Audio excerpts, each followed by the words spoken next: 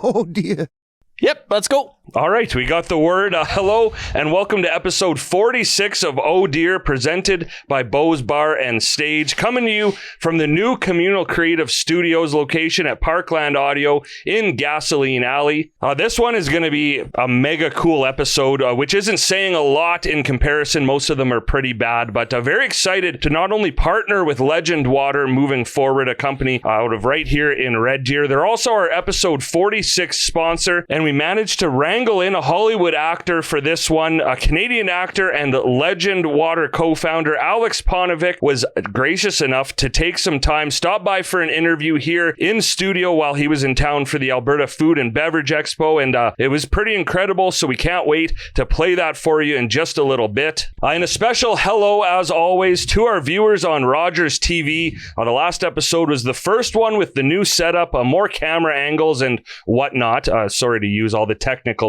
jargon on you, Lund, but that's what we call it in the biz. Yeah. I've got to say, though, even though it was more work, it was looking pretty sharp, so at least there's that. Very happy to be back here again in the studio. A reminder to those listening, you can watch every new episode on Rogers TV if you're a subscriber, and if you're not, you can still watch them all on our YouTube channel. But either way, I mean, I don't know why you'd listen to one of them, let alone both, but a little different experience than just listening to the audio. So if for some reason you need more Oh Dear in your life, there you go. So every episode I say, oh, that was the longest introduction yet, and then every episode I outdo myself. My God, but buckle up, because we're not even close to being done yet. I'm Ted Emmett. Thank you, as always, for tuning in to Oh Dear. We have a full house tonight, which I feel like it's been almost a year since that happened. Definitely didn't expect it, even though everyone said they were coming. There's always someone that bails, so great to have everyone here all together in this new studio for the first time. Probably going to be an even longer episode than usual too, so yeah, buckle up. And when I say I didn't believe everyone was coming, it was because this guy said he was coming, and we never believe him anymore. But technically not his first time here in the new studio, since he was able to join us for the interview the other day. But Dustin Moore, welcome back to your, I guess, first nighttime recording in a long time. Guess who's back?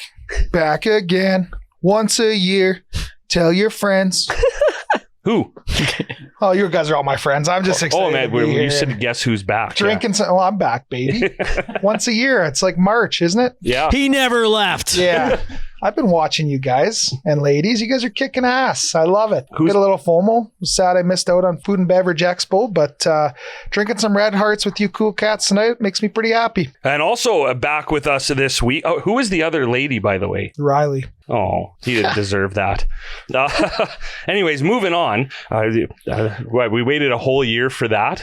God. Riley doesn't have long hair anymore. He's got high and tight hair. It looks fantastic, man. And that's coming from Lund, so it means a lot. Yeah. Also back with us this week, right in the stretch run of tax season, no less. So we appreciate him being here. Kevin Walsh, welcome to the new studio. Thank you very much. Yeah, it's great to be here. Like you say, it's April, so it's tax season. So things are fun, but we're grinding. And my client, Andrew Russell, who's here in the room, is texting me tax questions as we sit here. So he's ready to go. So it doesn't count. Are you billing them? Yes. No, that's the secret. Is you text them after hours, they can't charge you. No, but you're a douche if you do that. So what? Like, that's a trade-off. Yeah, that's fair. Yeah. I charge them. Yeah. You'll sell him a house anyway. It'll come out in the wash. Probably. And of course, fresh off his annual birthday, the athlete Kevin Strybosh is here with us once again. Kevin, happy, I wrote 31st, but it was your 32nd birthday. 32. I'm all grown up now. Yeah. Thanks. Yeah. You guys didn't clap for me on my 32nd birthday. That was like 10 years ago. Clapped, yeah. Okay. Easy. No, he's lying. But yeah, everything else is good. Yeah, I feel old, but then I come here and I don't feel old anymore. Yeah. So that's nice.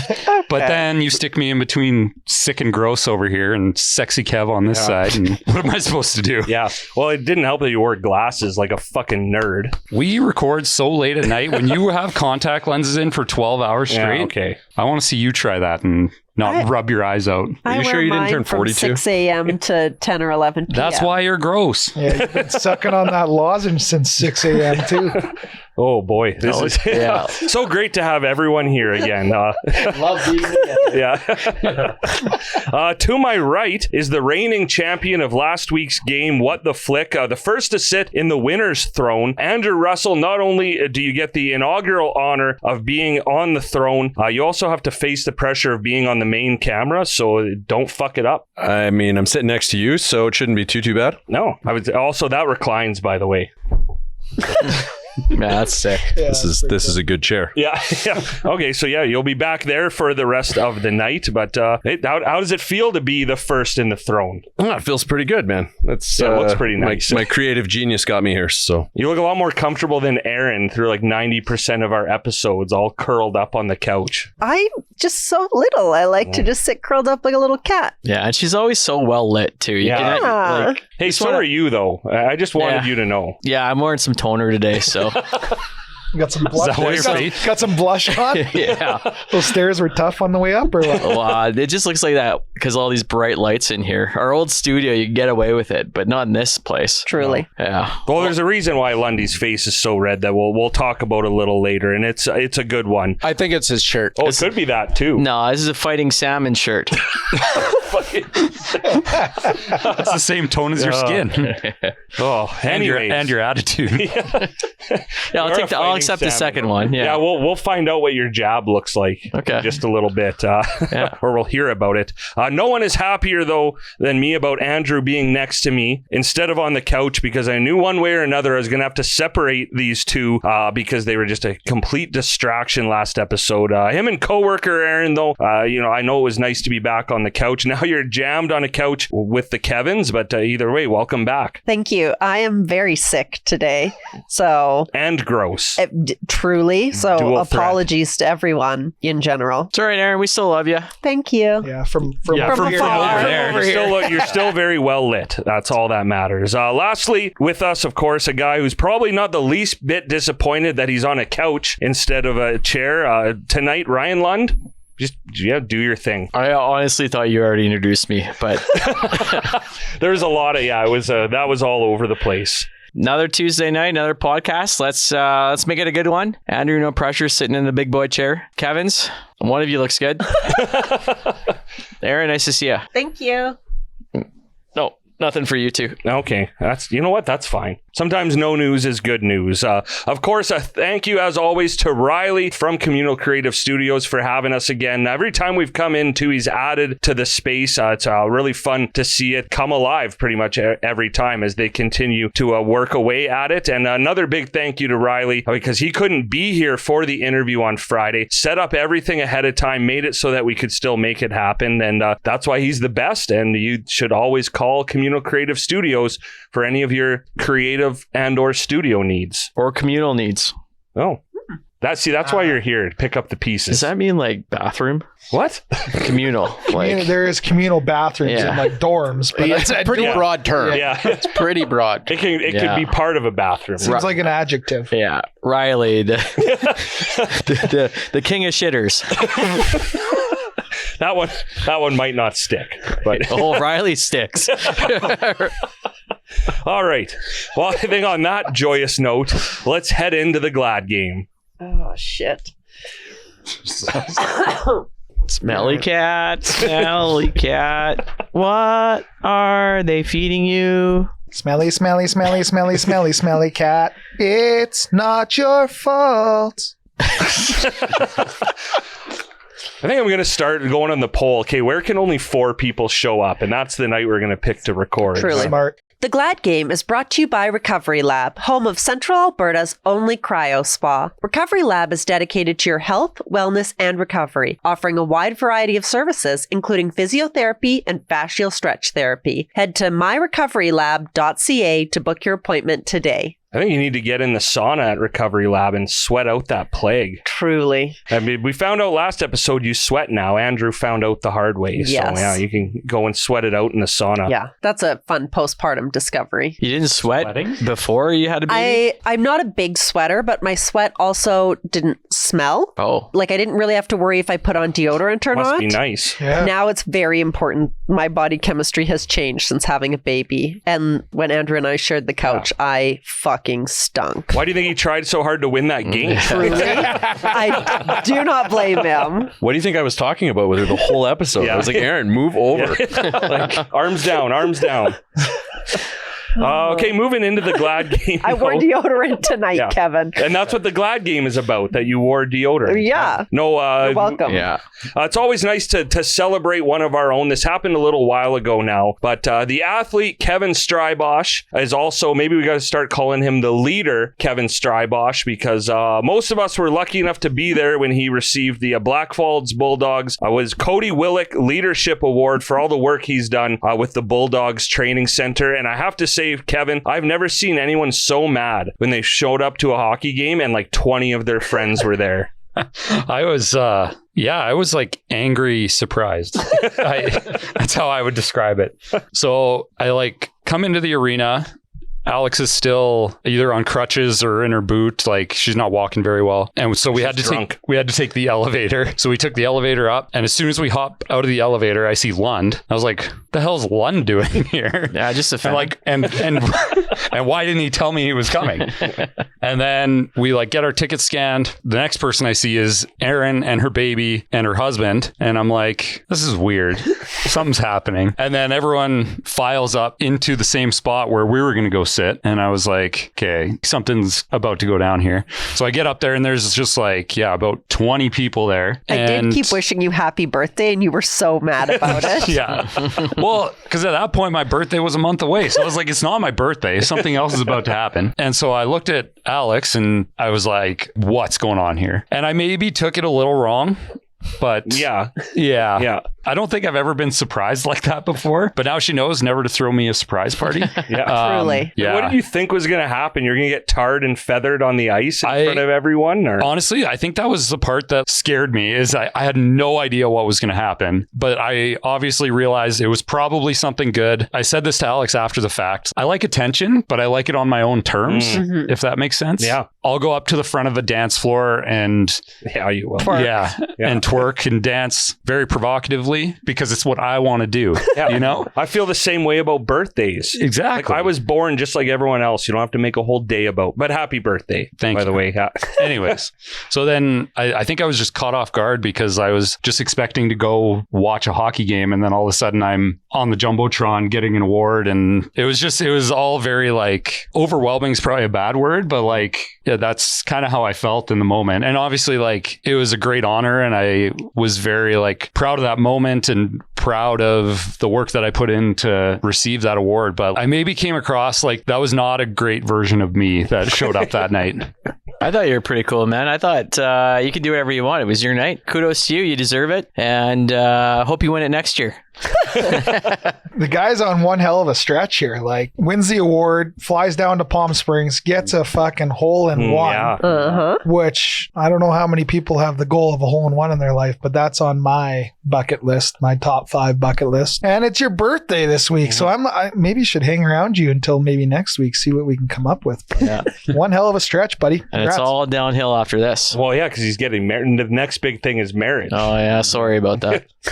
Or maybe, I don't know, if you react to one more surprise the way you did. I think she learned her lesson. Yeah. And truthfully, she like did such a great job putting it together along with Jody, the owner of the Bulldogs. She like basically texted Alex and like got her to organize all my friends coming to this thing. Everybody kept it a secret. I had no idea. I thought Lund was going to blow it. It was very, very well organized. We had food up there from Bo's. It was an awesome night. And I'm actually shocked none of us ruined it because we did the podcast the night before, and I kept being like, don't say see you tomorrow. Don't say see you tomorrow. Don't let them know we're going to a hockey game. Well, we had the podcast one night, then we all had dinner. Yes, right.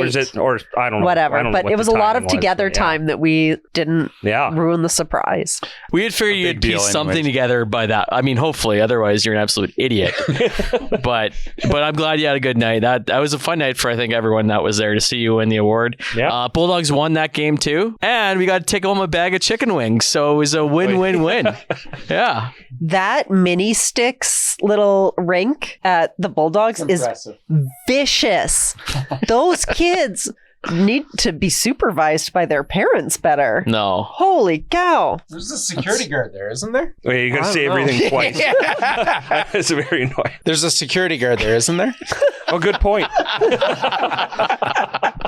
Keep that whole part in. The Kevins have to share a mic, by the way, so which is not ideal for either of them. But yeah, it was a fun night, and we joke about your reaction to it. I don't know how I would react, but I think too, with you being just the whippersnapper here, it was cool to see you win that award. We know, I think it actually goes back. I think Dustin recommended you for that job, and you built this training center basically from scratch. They were looking for someone who could come in and do that. I think you've done a great job. Obviously, we got to use it there. You helped us, at least temporarily get into shape, because we, of course, did not stick with it. But yeah, it was really cool to see. It was exciting when Aleks told us about it. So yeah, congratulations. And yeah, I don't know if you're going to win it next year, because you got to really step your game up. But yeah, I mean, it was just really nice, like, to have someone recognize you for the work that you put in. I feel like in a lot of work settings and just life settings, that doesn't always happen. So it's really nice that people do notice the work that you put in enough to want to give you an award for it. So obviously I was really honored to receive that, and even more honored that I had like 20 friends that came out and celebrated that with me. So a couple of them were children and babies, but still, they still count. They're still humans. Yeah. Okay, I showed up a few minutes late. I didn't even know you were angry about it. I had no idea. Yeah, you missed the best part. Apparently, yeah. This is all new to me. It was. I'll never forget, because we're all standing there, and he came up and he noticed that there was that many people there. And the look you gave Aleks, I was like, did she just ask him for a fucking kidney? Like, what happened over there? Yeah, it was, like I said, it probably wasn't my best moment. You know how, like, sometimes you think about if you're in a certain moment, you're going to react a certain way. And then you get to that moment and you realize you don't act that way at all. That was kind of how I like look back on that night of like, oh, if someone threw a surprise party for me, like, oh man, I'd be so pumped. And then I realized that night that like, no, I would just be mad. I mean, there probably is the intrusive thoughts too, of like, am I going to have to go do something embarrassing? Especially when it's this group of people that you see. I think it's a very valid worry that, oh my God, what am I going to have to do? I was really hoping you were going to have to sing the anthem. That would have been next epic. time. Yeah. When I win it again next year. Yeah, for sure. But yeah, thank you. Hey, couldn't have gotten a more deserving gentleman. Very nice young man. If Aleks like hid under the bed at your house and you walked in and she like grabbed your ankle, like, kick her would you like punch holes in the wall? Oh yeah, Probably punch her. Are you a scaredy cat? Scaredy cat. Scaredy cat. What is scaring you? Nice. I thought you guys were gonna. Oh, we should play that game where you have to try and tell a story at the same time. We might do that one time. That was good. But no, congratulations, Kevin. Anyone again? Great work with the Bulldogs Training Center. Of course, anyone with kids in hockey or anything like that, definitely look into it. So now let's move in. Let's not delay this interview any further because as I mentioned off the hop, it was a real good one. With us partnering with Legend Water and them being our episode 46 sponsor, the stars just aligned perfectly for us to do an in-person interview with Legend Water co-founder Aleks Paunovic, a Canadian actor with well over 100 acting credits to his name dating back to 1994. And wait till you hear that story. But his credits include a main role in the Netflix series Van Helsing. Very scary, but very good. All 6 episodes of the Hawkeye mini-series, roles on hit shows like Reacher, Suits LA, and so many more. I mean, I could go on and on about just how good this interview was, but instead, let's play it for you. So here we go. Cue the applause. Yeah, no, not yet. Well, just to warm. Okay, fine. How's everyone doing today? Yeah, this is pretty cool. A very unique interview. We have with us a Canadian actor, a Hollywood star, and a co-founder of Legend Water, Aleks Paunovic, with us. And you've done a lot of cool stuff in your career, Aleks. Yeah, that's where we need the applause. Yeah. A lot of cool stuff in your career. I know this ain't it, but thank you so much for taking the time to be here. I know you're in Red Deer for the weekend, the Alberta Food and Beverage Expo, and you're here plugging a pretty cool product, Legend Water. Yeah, man, I'm stoked about it. I mean, Legend Water, our facilities in Red Deer, so I'm here quite a bit, and I'm very stoked to be a part of the podcast, be a part of the convention tomorrow, and yeah, this is really exciting, and it being a Canadian company, aluminum. That was one of the things James, one of the other co-founders, and I were talking about, because I'm always on set, and it's always single plastic use bottles, and it's always been something that I've been kind of irked about, and I actually didn't really get into my radar, and I'm going to drop a name right now with Jason Momoa is a buddy of mine, and he has, that guy. But he has his own water company. He's the one that kind of brought it to my attention about single plastic use. And you take a week's worth of drinking single plastic use on set, and your body consumes the weight of a credit card in plastic. And I just thought that was just mind blowing. And then it gets into your brain barrier and so many unhealthy things happening to your body, but also the environment, because we're just wasting plastic and there's nowhere for it to go. And James and I were just jamming on it, and he was like, we have a pretty amazing water source here. And John was a big component of it also, because he knew how to run it. He comes from a background of robotic engineering, which when you look at him, you never would think at all. Nerd. But he's a smart little nerd, and I'm pretty impressed. And then we just kind of came up with the concept, and Jordan came up with the design. We had a couple other names that were kiboshed, which was pretty hilarious. The first name was Ogo, and these guys were so kind. They're like, "Oh, that sounds great," but they never liked it. and then James's wife came up with Legend, and I couldn't even believe it was available. Yeah. And so it just kind of grew from there. The conception was, I guess, maybe 2 years ago, and then in July we launched, and we've been growing ever since. So it's been really exciting to be a part of, and to have it on sets and seeing my friends really being excited to drinking that, not single plastic use. So it's been a really great experience. That's it's pretty nuts that Aquaman was the one that gave you the idea, or that introduced you to this idea, and like, good for him. He's saving the ocean, saving the world, and he's making you money. So it's win-win. Well, I mean, the biggest part was that how passionate he was with it, which also just allowed me to really understand where he was coming from. And I never thought I was going to get into the industry in that way. It just organically worked out. And I love that we're a Canadian company. We're from Red Deer, and Canada has really responded with the product, and it's been really exciting. Well, and you guys are doing a lot to also give back through the Legend water. Yeah, we have a QR code on the can that says Legend supporting Legends. You go to the QR code, it goes to the Legend website, but it also goes to a suicide crisis hotline and rehab facilities. And that's something that we, especially after COVID, a lot of people were struggling, and a lot of people want to go out and enjoy their night. And instead of holding like a glass of water or something, we wanted it to be really cool in their hand. Yeah. And so that was something that was the precipice to really kind of get the product out there. We didn't just want an amazing alkaline water. We wanted something that people would love to have in their hands. So that it kind of grew from there. And then with the mental health aspect of it, a lot of people have really responded. We're doing, I think April right now, we're partnering with the Canucks for April being Autism Month. Mm-hmm. And so we're putting proceeds to sales towards that along with the Canucks. And so it's things like that we're really, really excited to be a part of. Yeah, I was just going to build off that, because from your marketing and your branding, which, I mean, I'm fascinated by your guys' brand. I think you've absolutely nailed it. But you guys have been supporting so many different things in different communities. Like I think it was Coquitlam, where you guys were a sponsor of a minor hockey provincials, the Toronto International Film Festival, and of course our little pickleball tournament here last January. Who was that? Who was? So it was the Outreach Center and Hockey Alberta. You played? I didn't Who organize. had the colorful outfit? Yeah, that was Dustin. Yeah. That was awesome. How important is that to you guys and your brand and being involved in the different communities that are supporting, I guess? Yeah, no, I love it. If anybody can get on point with it and want us to be a part of it, and the idea that it's water in a cool can and you can have an athletic event and down that instead of, Patron, not that there's anything wrong with Patron, but having that a part of like athletic events and the community is, again, it's just all bonus for us. Mm-hmm. We had a vision. We were really excited about it. And the best part of it is that we're all friends and we love working together. We love hanging out together. So those are the things that make it an enjoyable venture for us. So speaking about the pickleball tournament, the first team I played was the Legend Water pickleball team. So I don't know who was playing at that tournament. And you beat us? Oh, yeah.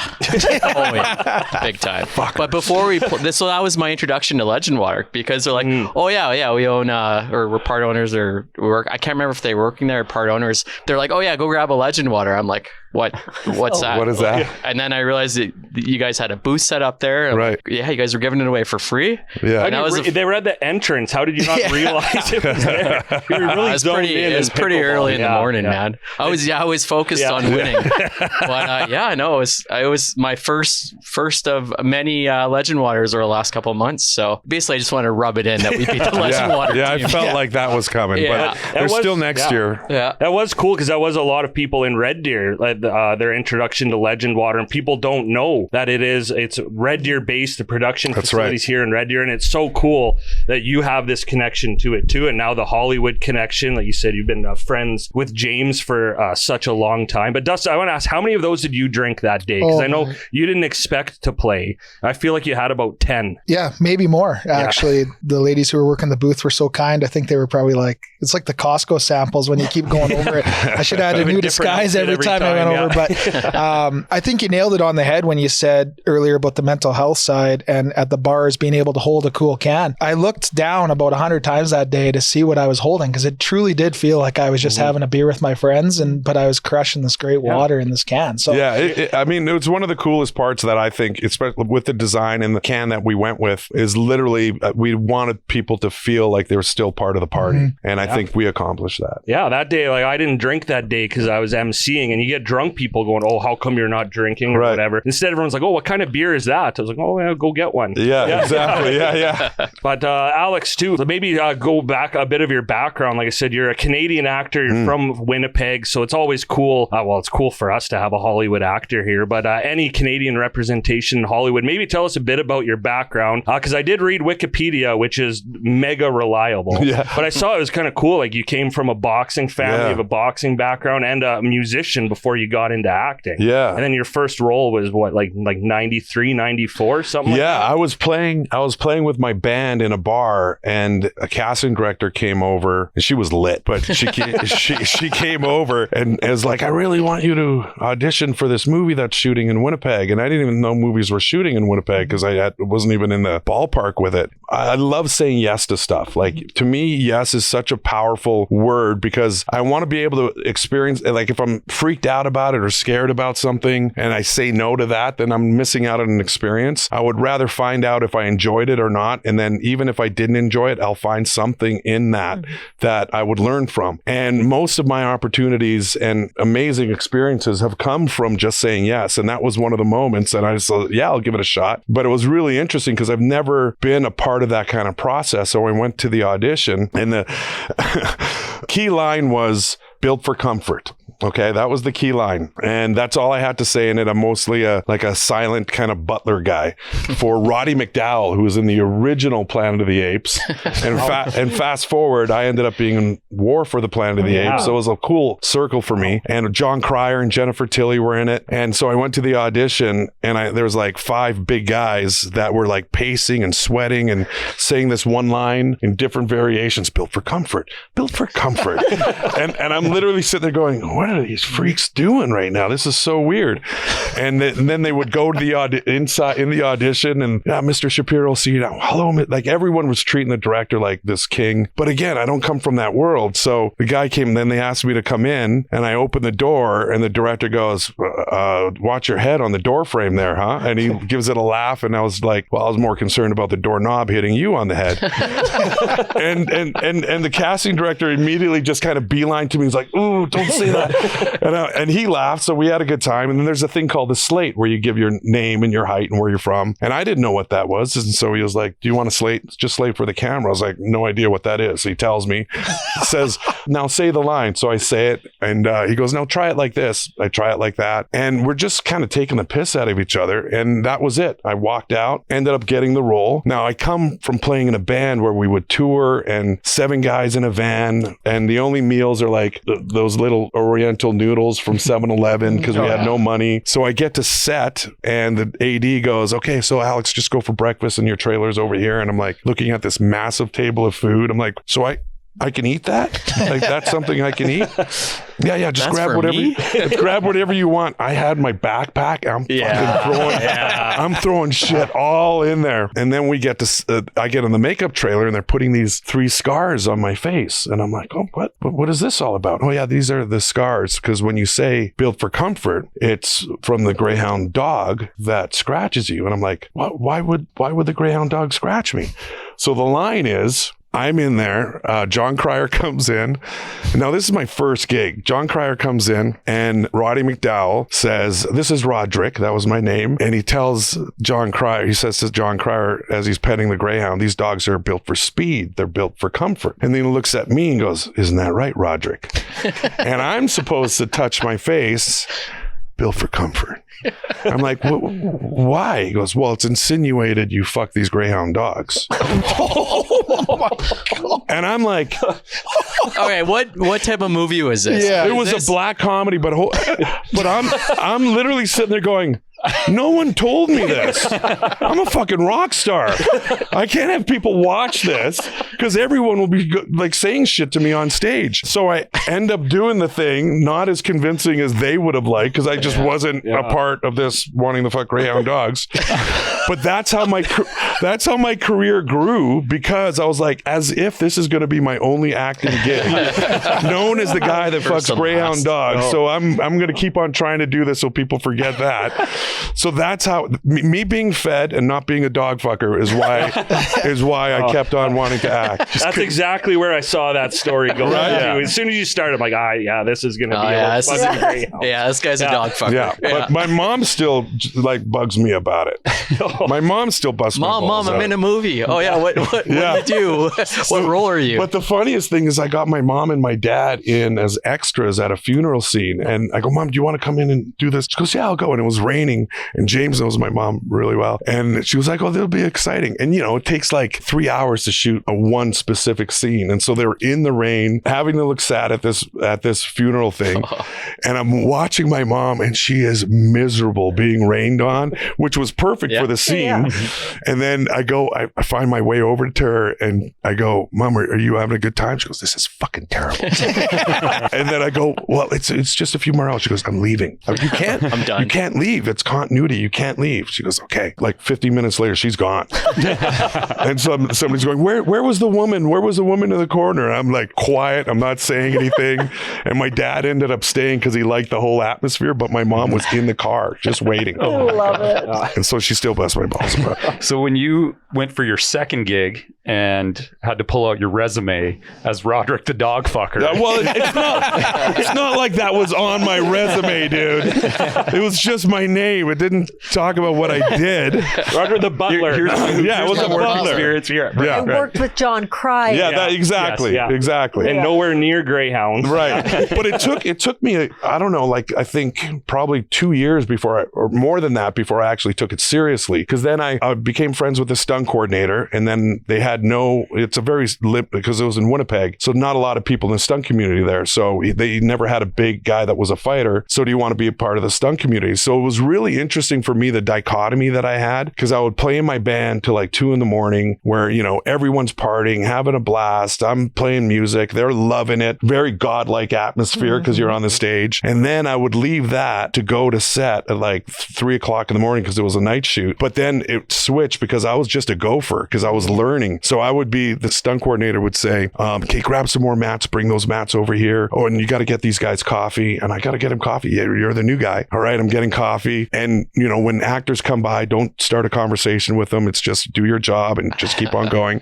So it was so weird for me to be in that. But there was something about the art of acting that I started to really enjoy. And I just felt like I got to earn my stripes before I move it to the next level. And it was great for me because it ended up being, I got into more film because Winnipeg is such a small community. Yeah. So any film that came in, I was being a part of either a stunt role or a stunt actor role. And then when I decided to move to Vancouver to switch it up, and I was going from Vancouver to LA, and I was taking a bunch of courses in Vancouver with specifically acting, I just wanted to stay away from stunts because when you're a part of the stunt community, they don't see you as an actor. I left Winnipeg with no money. I slept on my buddy's floor. My rent was cleaning the house, and he had a dog and he was fucking filthy. So that was my rent. What type of dog? A greyhound. All right. Yeah, nice one.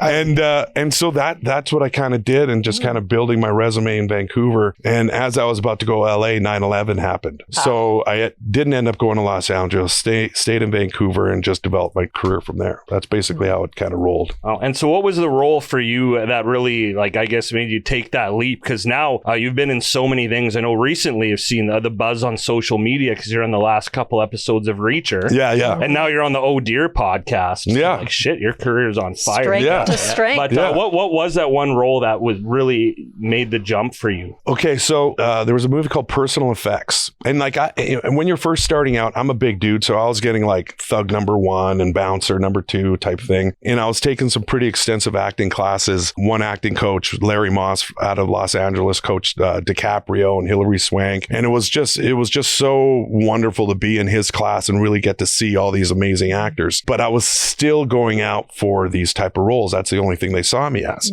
And then there was this role in the movie Personal Effects with Kathy Bates, Michelle Pfeiffer, Ashton Kutcher. It was amazing cast. It was for a guy, and he wasn't meant to be a big or small guy, just a dude that was mentally challenged, that was best friends with Ashton Kutcher's sister in the film, and he's accused of murdering her. And I just finished class with Larry, and Larry, we did Of Mice and Men. So Of Mice and Men is like an amazing, and I played Lenny in that. So this role came up and I went, oh my God, this is exactly the same character, except the character that I'm going to audition for has more of a conscience than Lenny did. I had it all down. I just worked like a month on this kind of character, but they wouldn't see me. They wouldn't see me because they just didn't see me as that character. Finally, they got me in, and it was a Friday at 5 p.m. I was the last guy in there, and it was a producer director session right away. And I went in, and it was really emotional, and I was super nervous because it was one of those moments where, is this the thing that I want to do, or is this not the thing? Like, am I the American Idol audition that my mom says I'm good, but everyone else says I suck? You know what I mean? More than thug number 1. Yeah, exactly. Yeah.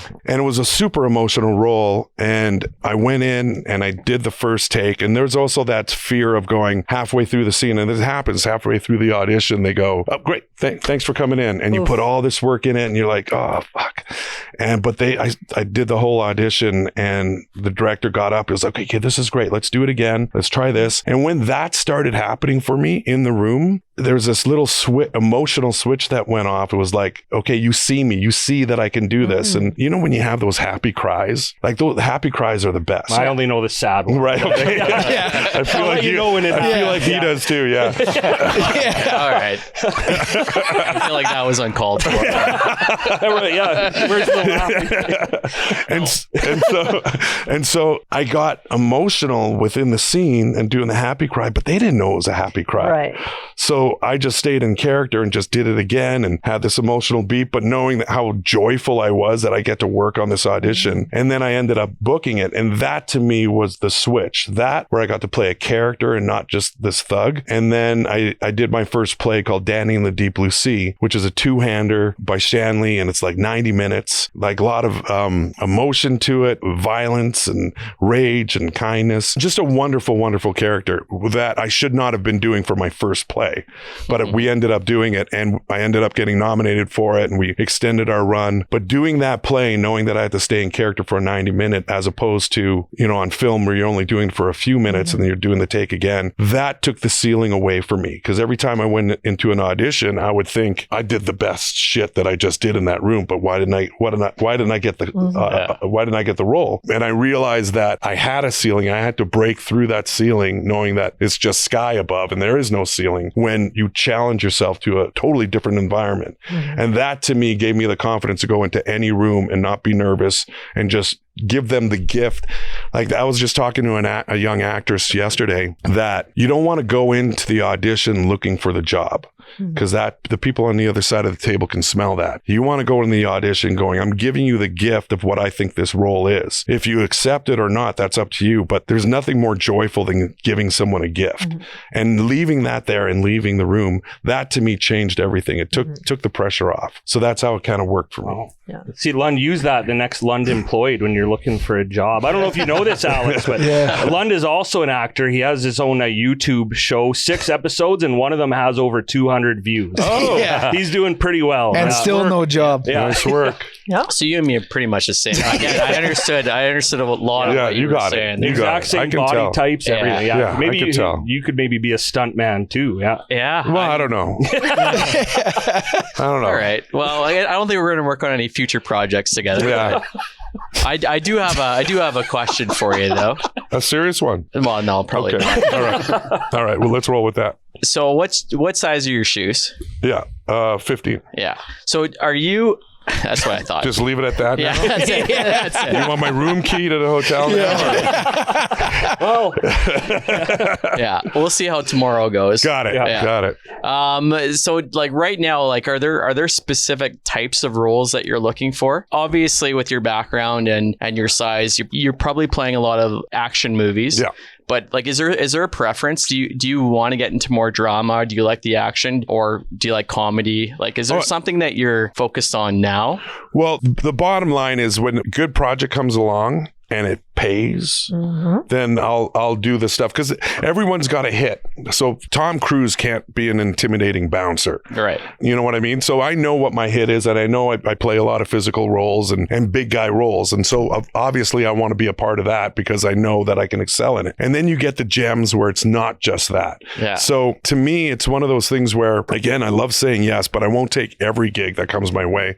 I turned down a lot of stuff because there's a few indies out there that want me to be like the bad guy in the indie film. And for me, it's like, those are the choices I could make. And a lot of opportunity comes my way where through indie films that I can expand a little bit more, like playing a lawyer here or a detective, which I really don't get a lot except for most indie films. And most casting directors know me as, either doing an Eastern European accent or being the thug. And I don't mind that because I think it was James Gandolfini, who was one of my favorite actors. And I heard him in an interview, like, you can't play a bad guy as a bad guy. The bad guy never thinks he's a bad guy. Yeah. He's just willing to go that much further. We had this exact discussion on the podcast last Okay. episode. we were talking about the best villains of all time. Yeah. Right. That's exactly what Aaron said. Yeah. Yeah, you're not a bad guy. You're just willing to go that much further for what you want. Yeah.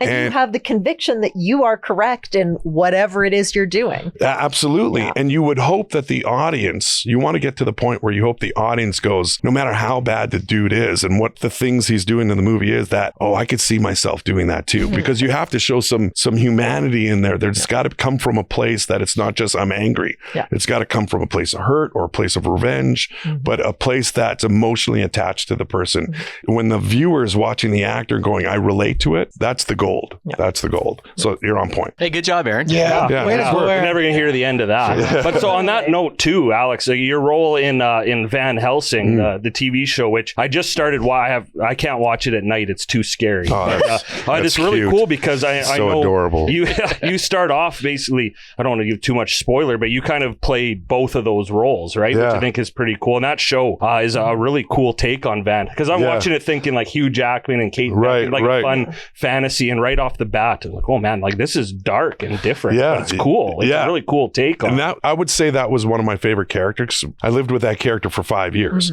And the best part was like when I got the gig and he's like a badass vampire. Like it was awesome to play. And there were so many amazing people on the show that I knew from previous shows. So when we'd yell cut, we're doing practical jokes. We're having fun. We're joking around. And the creators were like, fuck, we got to bring this guy into the show. So they decided to turn me. So when, it's off the air now, no spoiler. But when Vanessa Van Helsing bites a vampire, the vampire then goes human, but also remembers everything they did as a vampire. So all the tragedy that they've caused, it becomes embodied in them. So when she turns me, now it's a road of retribution, and that I would rather give up my life to save somebody now. So I put myself in a lot of precarious positions in that. But they really saw that, like, they gave me the opportunity to just be me. That was one of the only characters that I was just me. And so they allowed me that amazing transformation from the badass vampire to the human Julius, and got to really have fun and explore something that I never really get to explore on film. He's either playing, Eastern European character, which I just imitate my dad, by the way. Everyone laughs at it. I was like, no, my dad actually said that shit to me. But so, that was the type of role that I really enjoyed. One of my favorite characters. For sure. And like really badass vampire, by the way. I think it was like, I don't know, one of the first episodes. I remember the scene. I can't, we were doing like something weird, but it was really like scary and terrifying. And then I thought at this point I knew we were going to interview you. I'm like, oh my God, I got to sit next to this guy. Was it in the crack house? Yes. Yeah. Crack house. Yeah, it was in a crack house. Classic. Yeah. And I don't know what a crack house looked like, so I didn't recognize it. But it was all these like crackheads in there, which you would think, but they're actually humans that were depleted of their blood. from other vampires. And so I disguise myself as like a crack house guy. And then when somebody's about like to go out, I sneak up and finish them off with a straw. There was this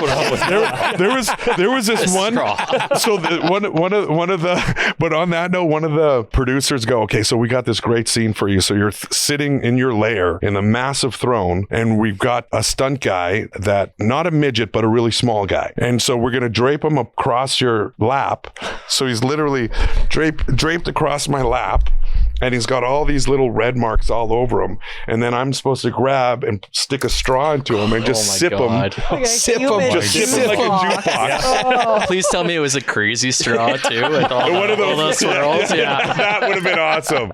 But I'm like, wait a second, you want me to sip this guy? Like, that is so creepy to me.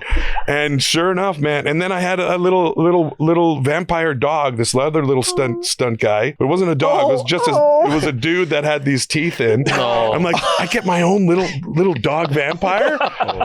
So I love that show. They were giving me a bunch of stuff. Yeah, it was awesome. One of my favorite moments of that show, the wrestler Big Show, really good friend of mine. He's like 7'2", 450. I did another show with him, and these guys were going, okay, so we're doing this big kind of like gladiator scene in the show. And I was reading the script, and this one guy comes up to me and he goes, hey, Tiny. So he's referring to the fact that I'm small. And I'm like, who the fuck are you going to cast in this city?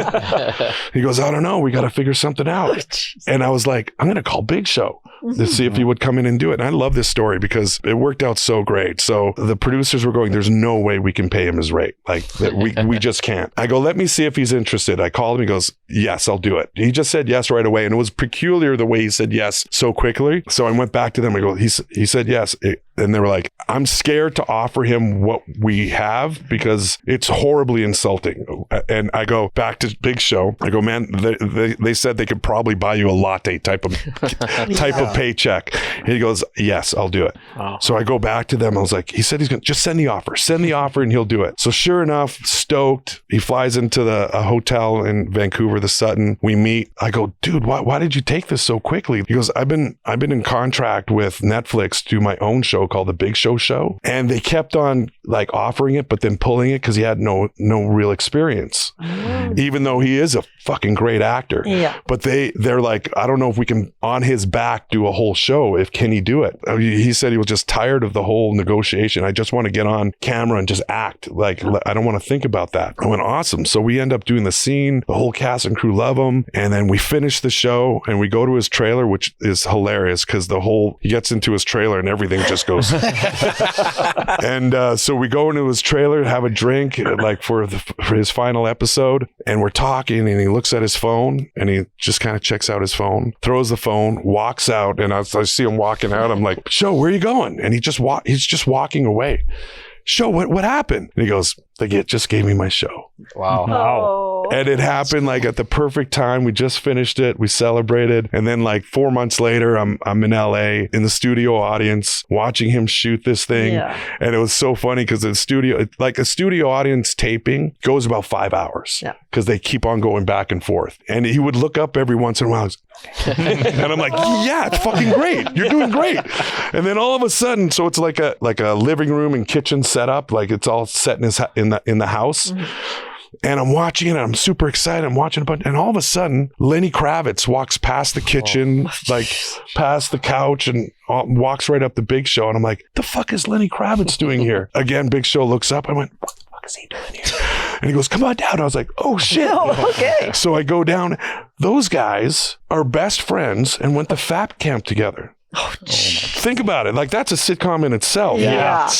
Before they go on the road, they go to a place where they can train, eat well, and he would get ready for his concert tour. Uh-huh. And Big Show would just like to get ready, but they would hang out together. And he would say, yeah, we'd also kind of like skip out and grab ice cream and something in the middle of it. Of course. But just to see those two guys as good buddies. Yeah. Awesome. I love it. And what size are Big Show's feet? Oh, I know Lund wants to know. Yeah. It's like 16. Does that turn you on? You guys would have been a good tag team duo. Yeah, that would have been No, not fun. you, Lund. No, I only have size 12. He was thinking of a different tag team. Yeah. Speaking You're of, fun. Thank you. Yeah. I do have a few more questions, but I'll wait my turn. So you just have to say that? Yes. Yeah. On that note, because you're talking about Big Show and a lot of the people you've met, do you have, and I know this answer because you were gracious enough to call into the radio station yesterday too, but I know you have one story that was kind of like your holy shit moment. Yeah. Right? When, because you had the chance to work with Anthony Hopkins, which is unbelievable. Yeah. I was going to say the guys from Supernatural, but oh yeah, they're Anthony great. Hopkins too. Those Jared and Jensen are the best leads I've ever worked with on a show because they they know your name right off the bat, and they just make you feel so relaxed on their set. They're awesome guys. I'm They're so awesome happy guys. to hear that. They're awesome guys. But yeah, Hopkins, man, like he's been my guy since day one. Like watching him and being blown away by it, and I got cast in this movie, and I'm like, I have scenes with Anthony Hopkins. This is insane, and I'm nervous as fuck. Like I love fangirling. I love finding like people that I really admire and letting them know that, or in some way or another, that because it just invigorates me. I've had those moments where people have kind of been excited to meet me, and I know what that feels like because I've done the same with other people. And so I get to do this scene with Hopkins, and it's in this big warehouse, and I'm waiting. I'm nervous. I'm making sure I have my lines down, and I'm talking to myself back and forth in my head, going, just don't fangirl, don't be that guy, just be professional. And even the way the door opened was just like an moment because it was winter, and the AD comes up, says Tony's gonna, and they call him Tony, and I'm like, I can't fucking call him Tony. Classic Tony. Yeah. And he's gonna be coming in right away to do your scene. I'm like steeling myself for just like, be calm. And I'm watching, and then all of a sudden the door opens, and it's just a white door frame, and this silhouette of this man walked in. I'm like, how can you make me even more nervous now? And so I see him walking towards me. So I didn't want him to see me looking at him because I was fangirling so much. So I turned my back, and I wanted to be cool. So I have my back to him, and I'm thinking to myself, just fucking be chill, man. You got this. Be chill. And so the AD goes, Tony, this is Alex. You guys are going to be doing a scene together. And I turn around. I'm like, what's up?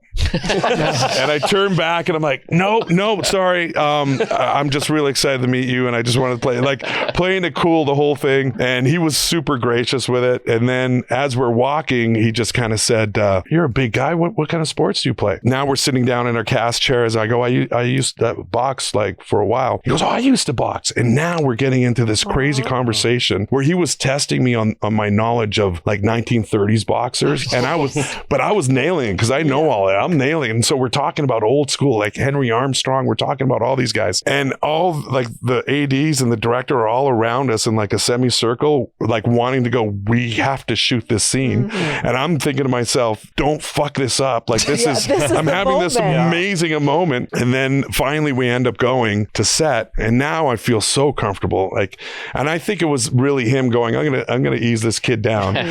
And so as we're walking, and this is the beauty, I learned so much from just this moment. This was the beauty of, like, he goes, do you mind if we improv a little bit in the scene? I'm like, I would love to improv. This is amazing. So we start it, and he's improving, I'm improving. We finish the improv, and he kind of does like old man shuffle kind of back to set. And he goes, oh, you got to say that thing because it makes me bring up my gun quicker. I'm like, okay, but you got to say the other thing for me to say that thing. He goes, okay.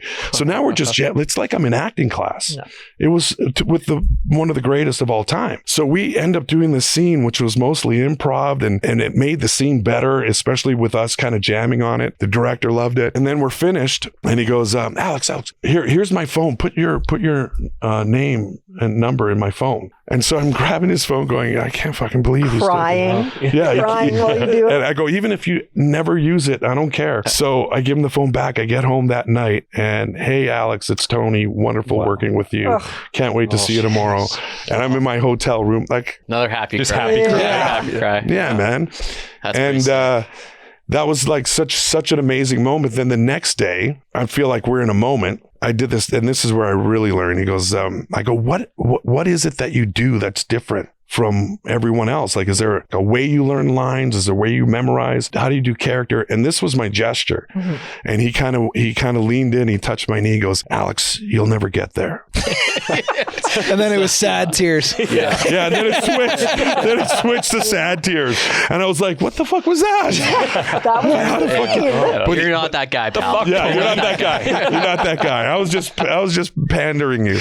But he basically said, he goes, you've put a limitation on yourself because your gesture was this. So I'm always going to be here. And you'll always be hitting your head on the bottom of my pedestal that you put there. He goes, what we did yesterday was this. So nothing that I did in this thing, I didn't do it. You're putting it up there, so you'll never reach it. So what we just did, that's all it is. It's like I do the same thing you do. I just prepare. And then he was even saying it's timing of the film, the role of the film, what other films are attached. There's so many films being involved. And then how much money is going into the marketing of that film because of how it is. So there's so many variables. He goes, you just got to do what we just did and leave the rest alone. And that showed me so much of knowing that, like, I belong in that kind of sphere. Yeah. Well, I think it's exactly too what you had said earlier about going into audition rooms, giving them the gift of your audition. But people know when you don't feel like you belong at the table. Right. And so they're like, oh, well, I guess you don't. Right. If you don't even think you belong here. Exactly. No, that's perfectly the point for sure. Yeah, love it. Yeah. So did you ask him to? I can't remember if this was before or after, like, your role as Julius, because you also could have learned like how to eat people on camera from, he's like the He's OG, the best. right? What camera can I look at all sexy? What do you mean by that? Tell me, can you elaborate, sir? I'm thinking Tony more the Hannibal Hopkins. Lecter. Oh, okay, got it. Oh, right. I see that's a where you're different going. kind of- I see where you're going. I've never seen those types of internet videos. Yeah, I haven't either. Going back to his Greyhound days. Yeah. I have a feeling you're going to bring that one up a lot. Well, that's the last time. Is that last one? What a crazy like jump though from the butler, right? The Greyhounds to working with Anthony Hopkins. Like, I mean, I've been really, like, I work with Keanu. Keanu is another gem. Awesome. Seriously, like an amazing dude. I've been really fortunate to work with some amazing people and to learn from it. I mean, the biggest thing is just learning every day, even from new actors coming in and reminding you that just chill, man, take it easy. Yeah. Like get the joy back, So I'm very excited with the experiences that I've had and the people I've worked with. So when you're on set and you're preparing for such different roles, so let's say earlier in your career when you're preparing to be thug number one versus preparing to be Julius and these other roles, do you have like a different process for how you prepare for that? No, it's all the same. The biggest thing is, where does the character live for me? Like, I'm a big fan of life experience to be put into the roles, and I try to find a parallel of how I can do this role that I can remember a memory of how I felt and go, this reminds me of that, and I remember how that felt. That's why I love watching documentaries. Documentaries are the realest. Like, you'll see one person would get emotional in a certain way, and another person will get just as emotional but laugh through it. And you see them breaking and trying to cover. The cover is the biggest thing in acting, is you don't want to just cry. What we do in real life is try not to cry. Yeah. Right? That's the thing. Like, if it says crying in the script, you don't want to it's got to come from a place where you just don't want to. And that's the painful thing. And that's why I love documentaries in that way. But to prepare for characters, I just try to find a parallel. And then I've got a certain list that I want to put together, like a backstory of where I think the characters come from, and then just kind of mesh it together. There's people that are cerebral actors that need it written out a certain way. I'm more of a emotional actor, so I have to find the emotionality in it and then go from there. Even if it's just a tough guy bouncer role, I remember moments when in my band days where I'm, fighting and like some guy wants to fight me. It's like, okay, I remember that. I kind of use a different look in that. Jab. Can I see your jab again? Yeah. No, I'm right-handed. Right-handed. Okay. That was jazzercise. That was. Also, that was a little. What dude wanted to fight you? Oh, everybody wanted to fight to try to take down the big guy. Winnipeg? Oh yeah. Everybody wanted to try to take down. James has seen a few of them too. I believe it. All right, I got a 3-parter for you here. Oh my God. So you mentioned you've worked with quite a few good actors. Is there anyone out there that you haven't worked with that you would like to in the future? You don't have to name drop here, but That's the question.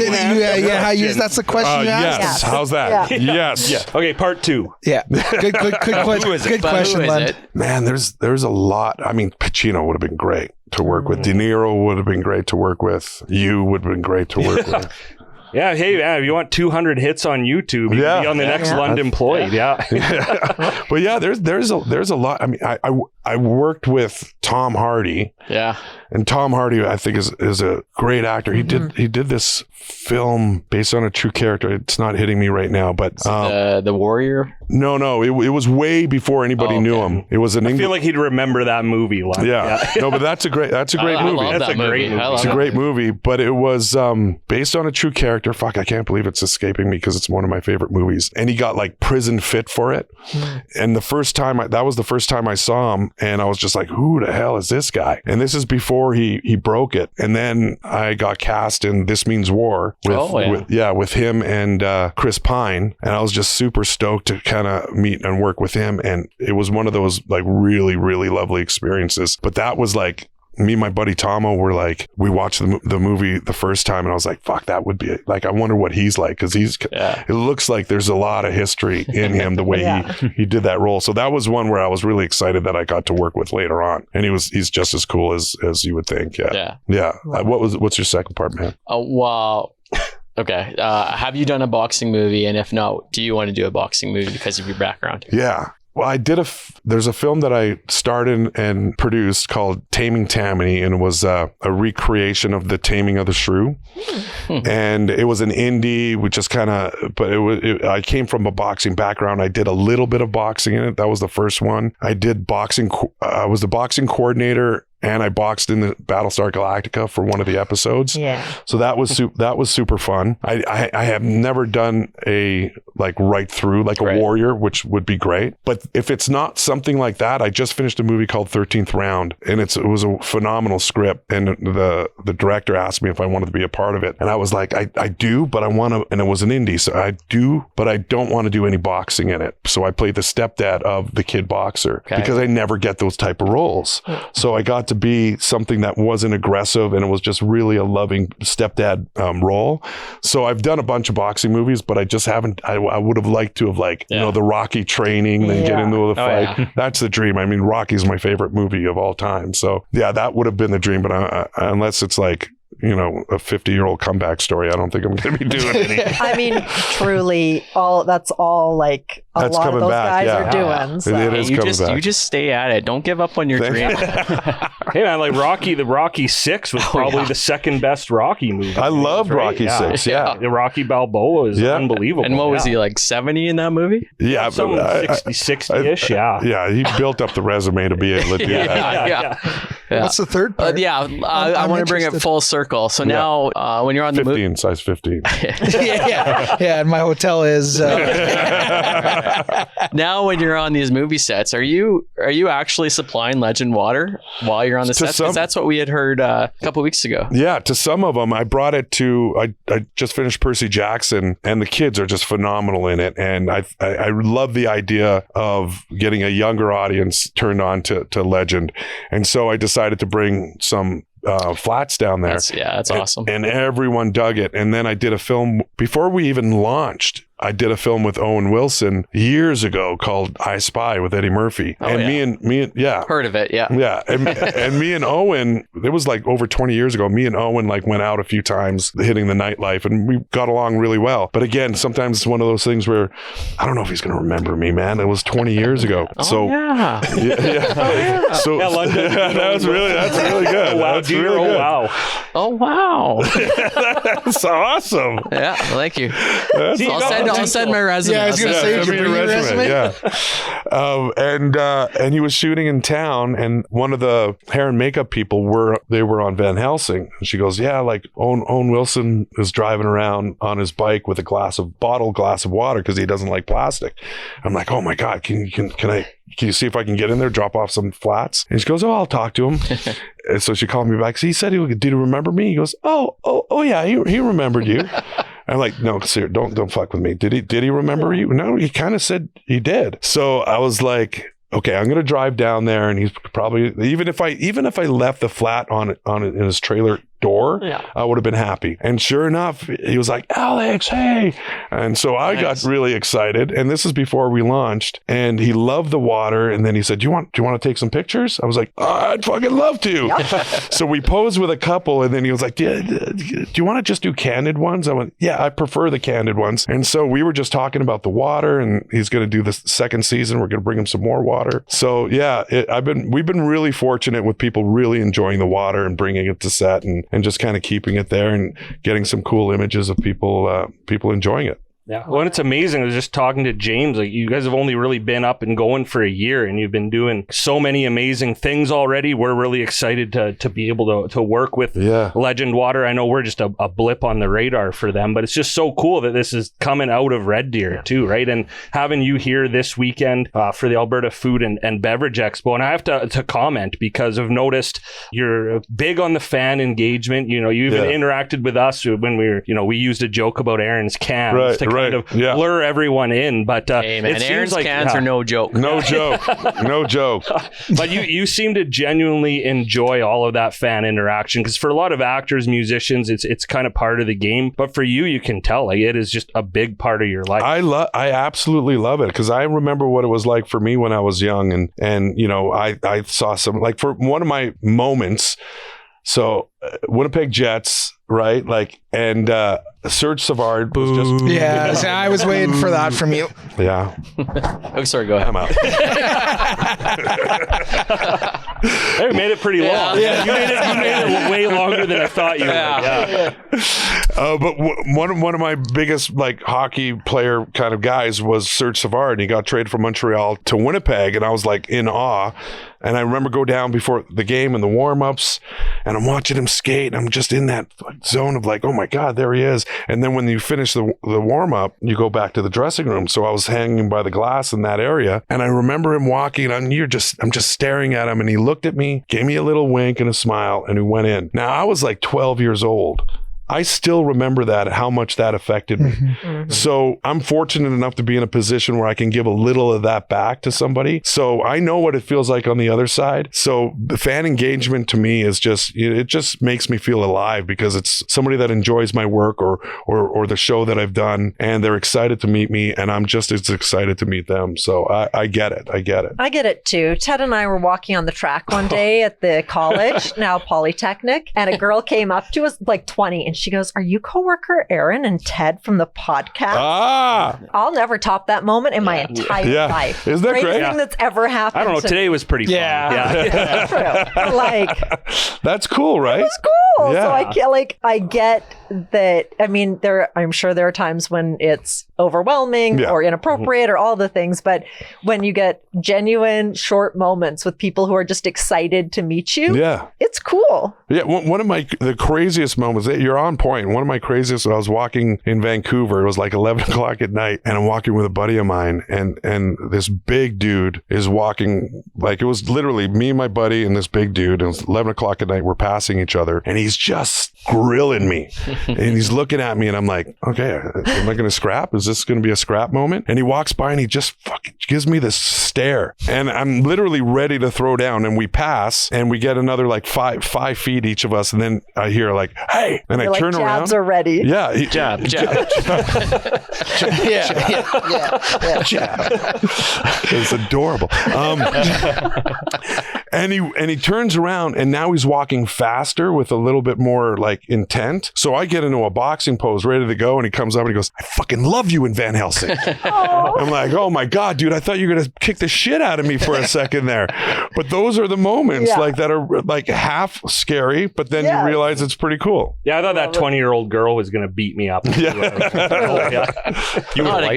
that. Yeah. Well, you would enjoy it. That's a different type of podcast. Yeah, that's Oh Dear After Dark. So when you watch movies now, are you still able to like watch as a fan, or do you find that you watch and kind of break down roles or maybe put yourself into roles like that, or are you still able to kind of separate it and just appreciate the movie for what it is? It's a little bit of both. If it's something that really pulls me in, then I'm totally in the movie. But if it's something that pulls me in, like a certain camera move, or would that, like, have you guys seen Adolescence? I've just started. Yeah. Like Oh the my one God. shot. The one it's shot. crazy. Yeah. So each episode is one shot, and the way they do it is just insane. So as I was watching it, and the performances are insane, yeah, right? The kid in it is. Oh my God. Like, so good. Like that kid made me want to quit. Like it was his first, it's his first gig ever on TV, and he's amazing. And I was watching it, and every once in a while, as I'm totally enthralled in the episode, I would just break out with it's still one shot. And they would go 52 minutes of this one shot. You screw up in minute 48, you got to do it again. But each episode is one shot, and that to me takes me out of it a little bit, but in a very celebratory way. And when I watch, scenes or films, they totally drag me in. And then there's times I'll be mostly understanding the shooting aspect of it, but still in it. But I rarely put myself in it. I really enjoy watching the performances and stuff. And if it sucks, I'm usually going, I don't want to be a part of this film. But yeah. That was a deep question. Yeah, that was a good one. That one, Yeah, it's not like you. Yeah. Good job. I'm just happy I said something. Yeah. Hey, what size are your feet? Yeah. That's gonna be what you clip, though. I know you. Yeah. Okay. Yeah. But I just got, remember, Dustin? like, from earlier in the conversation, you were talking about how with Anthony Hopkins, you've seen him in roles and stuff like that. So I'm wondering, it just made me wonder about when you're watching movies, how you kind of break that down. And Mostly I'll see if I can take something from them. Yeah. Like the way, and I really love reading subtitles when I'm watching. Yes. Because I read it in a way as if I'm reading the script. So I'll read it, like when I read the subtitles, it's just words, but the way they just performed it, I'm like, oh my God, that was a great intention and a great take to it. And I learn in that aspect of it. So if anything, I'll see if I can take some stuff. Oh, he took a lot of time with delivering that line. He didn't have to like spit it right away. I love how he took the time. So stuff like that. That's what I try to pull from it. Yeah. Kind of full circle, bring us back to the start of the interview. First off, really appreciate your time and the Legend Water crew's time today, because that's amazing that you just helped us live vicariously through your entire acting career, which was really cool. I'm not a big movie or TV guy, but I'm sitting here I've learned a ton and will relate it back to now when I watch these different things. And I'm going to go home and watch Van Helsing now because I have to. Cool. Thank you, first off. Second off, circle back to Legend Water. I just want to know, you take it back 2 years or a year when you guys launched, what was that like aha moment of like, we're doing this, we're making this water company, we're bringing it to Hollywood, we're going to just go across Canada and we're just going to bring water into a can? Honestly, the aha moment was, I've known James for 30 years. So connecting with him again in that type of working relationship, and then meeting John and Mark and these guys, it was like, it could have been shoes we were selling. Hey, if you ever want to get into business, shoot. But it could have been anything we were selling if I got a chance to work with these guys and, bring back our cool memories that we had like 30 years ago. That was the thing that I was excited about. The water was gravy, man. Like we really lucked out with, a great product, but it's the working relationships, it's the life experiences that really kind of drive me. And we're just lucky that it happens to be doing well. It's fun to do cool shit with your friends. That's exactly what you guys are doing, except for one of them. But yeah. That's a perfect time to wrap up. Wait till you see the gifts we got for you too. I thought you would love Lund. This was a misfire. But Aleks, we do thank you so much for your time. You didn't have to come and do this. You're only in Red Deer. That's fine. You could have picked a less sentimental moment, but we thought with your time in Red Deer, we didn't want you to leave empty-handed, and I thought, well, he's got to leave with at least something he's going to throw in the garbage right away. No way. So we got you a couple gifts. This is, of course, the Dustin Moore, Ryan Lund, accidental Legend Water pickleball shot. I love it. That's the only picture that you've ever seen that actually loses value once it's been signed. Amazing. and signed. Yeah. Oh, yeah. And it's about to get worse because we just can't give these things away. The Oh Dear Firefighter shoot. If you ever want to see what a bunch of athletes' body look like, don't look at this picture. You are regretting my time here. And you are welcome. Oh, this is great. This is awesome. But yeah, thank you so much Hey, for coming. studio audience. This was incredible for us. Thanks, just buddy. another great experience. Thank you to everyone from Legend Water as well. Looking really forward to working with all of you in the future. And hey, everyone in Red Deer, by the time this airs, it'll have happened. But everyone in Red Deer is in for such a treat tomorrow night, getting to meet you at the Food and Beverage Expo. So yeah, thank you so much again. And Legend Water doesn't need luck, but good luck moving forward. Well, anyways. I do have to say we just got into 600 7-Eleven. Right. So Yeah. we want to go check that out. But thanks for having me on. This was a blast. But it was a blast, and I really appreciate you guys. Thanks a lot. Yeah. Hey, I had a good time too. Well, a huge thank you once again to Aleks Paunovic for taking the time out of his very busy schedule while he was in town to come and chat with us, and to everyone at Legend Water as well for helping us make that happen and be here in studio. And I mean, I where do we even start with this one? It was pretty cool. Guy's a little bitch.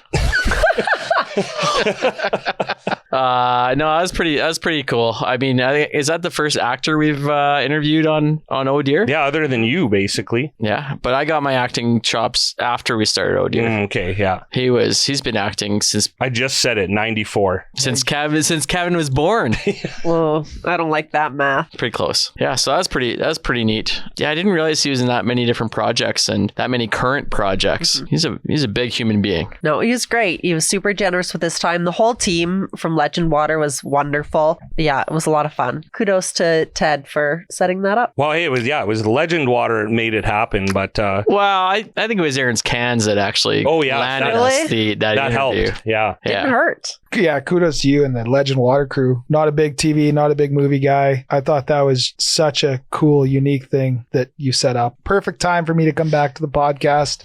Oh yeah, piggyback on all you guys' hard work and get to meet some really cool people. So that one will go down in the books. For me, it's just really cool to see a really interesting company like that that's doing business in various places, and they're manufacturing here in Alberta. Mm-hmm. So in Red Deer, yeah, down the road from here, basically. When he walked in the room, I've never seen a movie star in real life, but like he walked in and I was like, that guy's a movie star. No. He was like coolest looking dude I've ever seen in my life. You could tell he's a movie star who was also a musician, right? Like he had straight that look. to all the guitars too, and humble as hell. Yeah, that was one of the coolest parts. Well, I mean, he didn't need to come here, and take the time, and came in too, and was like genuinely really loved the space here too, which is a big pat on the back for Ryan and Riley here at Communal Creative Studios. But even after that too, right? We all got the chance to talk to him a lot at the Food and Beverage Expo, and even at the after party too. Like just a genuinely nice human being, and you can the charisma was off the charts. He had some really good stories too. Yeah, like you could tell he's done a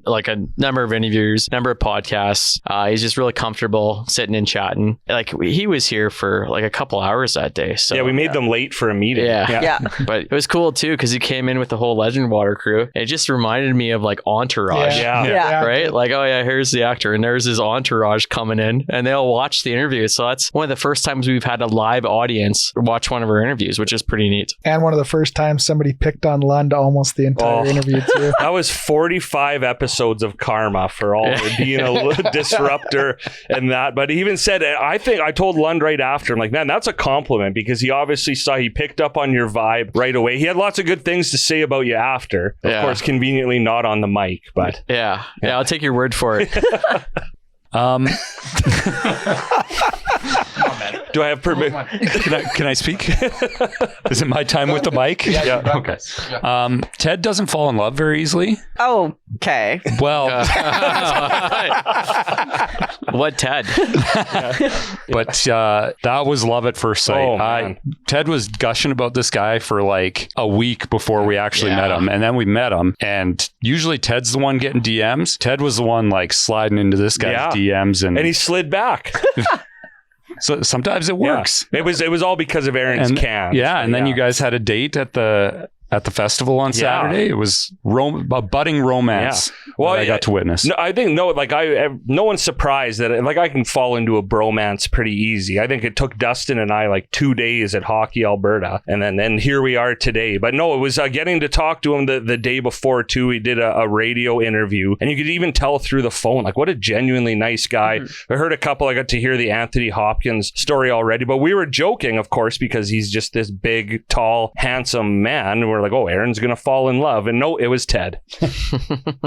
And he got to see my Backstreet Boys tattoo, and now I somehow agreed to get a Legend Water tattoo with him. So somehow, were you a bit inebriated when you agreed to that? Not that you. Well, yes, and my shirt was already off, so I felt very vulnerable, and I was like, okay, one boob was open, right boob. Yeah, no, the whole shirt was off. Look, no, he's talking about where you're gonna get that tattoo, right? Yeah, that's what he said. So because he saw the Backstreet Boys tattoo, he's like, man, let's get Legend Water tattoos right here. I'm like, but I thought about him, like, look, you're an actor and you're an owner of Legend Water, so to have the word legend on your chest makes a lot more sense than some guy from Red Deer having the word legend on his flabby pec. There is a pec like way under there, so I can say that. But no, it was obviously it was cool to have an actor on here, someone who's in Hollywood and does all this cool stuff. But it's just like every time we have someone on here, it's so cool to just meet genuinely nice, interesting people. And I thought, as a movie buff, and hopefully anyone who listened to that interview who's a movie buff, it's just so cool to hear his insights too on acting, especially as someone who came up playing Thug Number 1, like he said, or anything like that. Thug Number 1, right?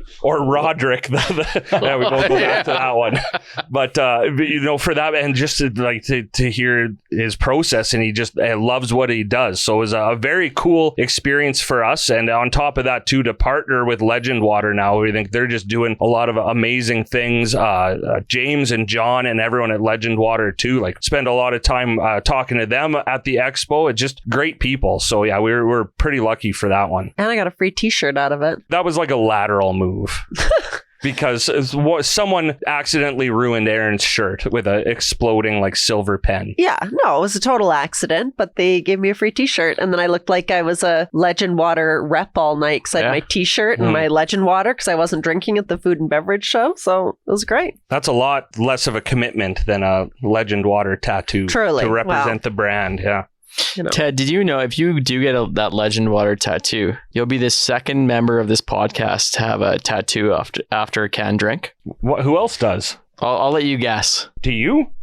No tattoos. I actually don't know who Walsh does. Yeah, Mr. Kevin Walsh. That's a very obscure fact, Mr. Lund. Where is it?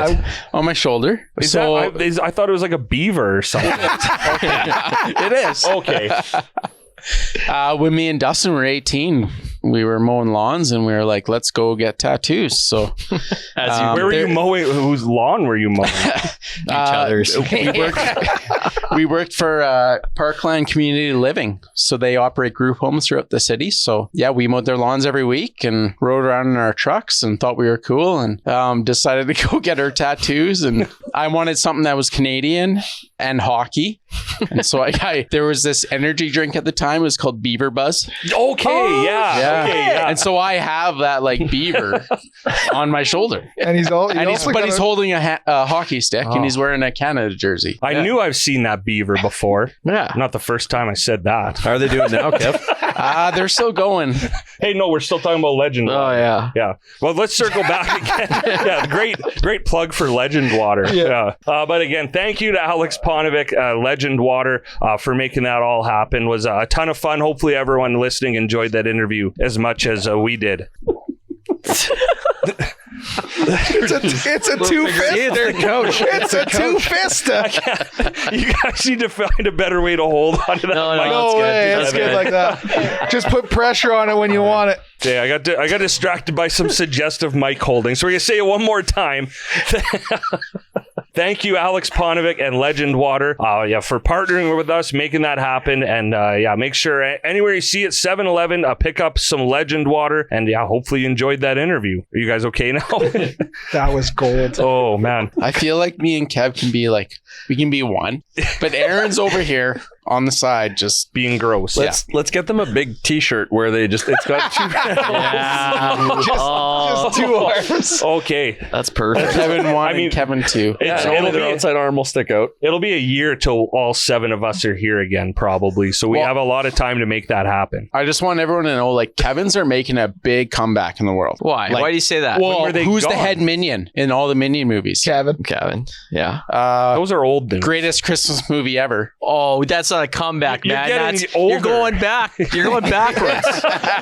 There's more. Kevin's had their time. So in the Bible, there's this guy named Kevin. Well, there's more. Yeah. My kids know it. Okay, I don't. When you guys think of it, just let us know. Since we're already doing it, let's head into Shooting the Breeze. Bang, bang, bang, bang, bang, bang, bang. I thought you were about to drop a rap with all those bang bangs. I almost did. You guys couldn't see it, but he had some hip thrusts going there. But you could feel it. Yeah, oh yeah. Hey, we appreciate you putting your whole body into that one. Hey man, when I bang, I bang. You don't bang. You shred ass. I have a feeling that's not going to make it. Oh, you want to bet, Mr. Oh, Ted's been plowing. Anyways, Aaron, please read the ad read. Shooting the Breeze is brought to you by Restore Wellness, serving you from their brand new location at 228 Spruce Street in Red Deer County. Restore Wellness is dedicated to empowering individuals to achieve their optimal health and well-being through personalized IV drip therapy. Their mission is to provide safe, effective, and tailored hydration and nutrient solutions that enhance vitality, boost energy, and promote overall wellness. Learn more at restorewellnessrd.com. Did you get all that? Yeah. Recite it back. Restore Wellness is at their new location at 22th Spruce Street. Yeah. Close. And you can go to their website at restorewellness.ca. And if you want nutrients, you just fill in the rest yourselves, nutrients right? in an IV. And they also do iron supplements. And it's good for postpartum or hangovers and like immunity. Well, now you're just riffing off the knowledge that you've learned. Yeah, I heard all of it. But no, thank you to Restore Wellness because they are a new partner of ours. And I guess we can go right into talking about the chamber, the Red Deer District Chamber of Commerce, because Restore Wellness also one of the businesses that we've partnered with the chamber to go and visit and to check out their business. And actually, we have Derek, who is going to be on the next episode of Oh Dear, because coworker Aaron, Lund, and I got to go in for an IV. We won't talk too much about it because that's what next episode is for. But make sure you pay them a visit. Pretty cool place. And I know, Aaron, you definitely could use one. I watched it bring Lund back to life, so I'm a believer, man. I was a bit skeptical going into it. Is this us not talking? Yeah. I just realized you said we're not going to talk about it. Dude, really quick. We don't have to get in depth, but you could just say that you. Yeah, no, I was skeptical. I wasn't like super hungover, but I was hungover for sure. Like it took about just over an hour for me to take that IV, and by the time that hour was up, I felt like I could go out drinking again. And you did? No, you didn't. I felt like I could, like my day wasn't ruined. I could go out and do whatever I wanted. I didn't have to like sit around with an ice pack on my head or whatever you do when you're hungover. Would you say you felt restored and well? Oh my God. That's exactly how they got the name. Oh, wow. Man, there's a future for you yet in Hollywood. Give Alex a call. But let's keep rolling talking about the chamber because, if you're a chamber member or want to be a chamber member, one of the benefits, I don't know if it's a benefit they offer now, but we'll come pay you a visit, do some fun stuff, post it on social media, talk about it on the podcast. And Lund Employed, we promise the next season is coming soon. Poor Riley's been so busy. We're sorting out a lot of the businesses, but Lund, hopefully they're like brushing up the resume. I mean, you're ready to get back out there, I bet. I've got a lot to offer. I just don't feel like my talents have been showcased or utilized correctly yet. And I just know there's that perfect fit out there for me that's just waiting. It's going to be a match made in heaven. So join the chamber. That off your Tinder bio? That's pretty good for that too. No, you should see my Tinder bio. Oh boy, that went off track quick. Sorry. So long story short, join the chamber, give me a shot, and you won't be disappointed. We have fun. you'll probably not hire me, but I know one of you will hire me out there. You know, Lundy, when you started this, it was crazy because I'm like, man, you're a talented guy. You work hard. I thought it might only last a couple episodes, and here we're talking seasons. Yeah. Like we're in season 2. Yeah. I mean, Man, to be you fair, gotta think about your life. The season 1, it was like any new show. It was only 6 episodes, right? oh, And then yeah, now how many episodes this one could be? 10. Probably 10 to It's gotta be 14. How long did we sign the contract for?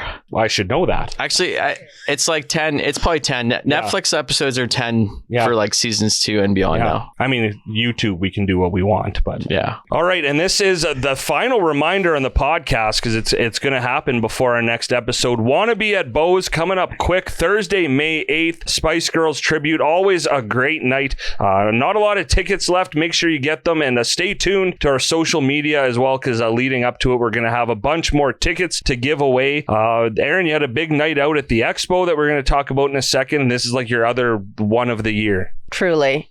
Favorite night of the year. Can't wait. Okay. I just thought you looked You've like had you were about to some sing really more. good subtle sound effects. Yeah. So last thing to talk about that most of us can talk about. I said talk about too many times back to back there, but the Alberta Food and Beverage Expo was just at the time of recording just a couple days ago. Of course, we had Chris from Eat Drink Alberta on the last episode, so we got a really good setup for it. We were all excited. Lund kind of challenged himself to do at least 50 booths. That turned out to be, Lund, the exact right number. Yeah, I think so. I thought 50 before this started. I thought 50 was going to be piece of cake, no problem. Andrew and our buddy Keith were there to help me along the way. Well, Ted, you were there, but then you had to work your own booth, and you kind of ditched us for an hour or For so. work, yeah. Yeah, for a stupid job. And so we get there, and after about like 5 or 6 booths, Andrew looks over at me. He's like, "Oh man, I'm already feeling it." And I'm thinking, man, I have 45 more booths to do. And luckily there were a lot of like food booths. There weren't a ton of booths that I saw that were selling non-alcoholic or mocktail drinks. Maybe I just missed those ones, but that was my strategy going in, to have as many non-alcoholic or mocktails as possible. I think Legend Water was the only booth I hit where I didn't have alcohol. So it was... You probably should have hit it a few more times. Yeah, so I got there at 4, and at about like 8:30, I was at like 35 booths. So I had to get 15 booths in the last hour and a half. And then I got to 49 or 50. I had like 4 people count my shirt because I was wearing this bright yellow shirt. Yeah, shout out Drumbeat Apparel for doing that. He said, I got just the shirt for Lund. It was And he perfect. did, yeah. And like some people had heard about this challenge beforehand. So there's a few booths that I went to, and they were filling the drink a lot fuller than they were giving everyone else because they wanted to really challenge me. And I really appreciate you guys.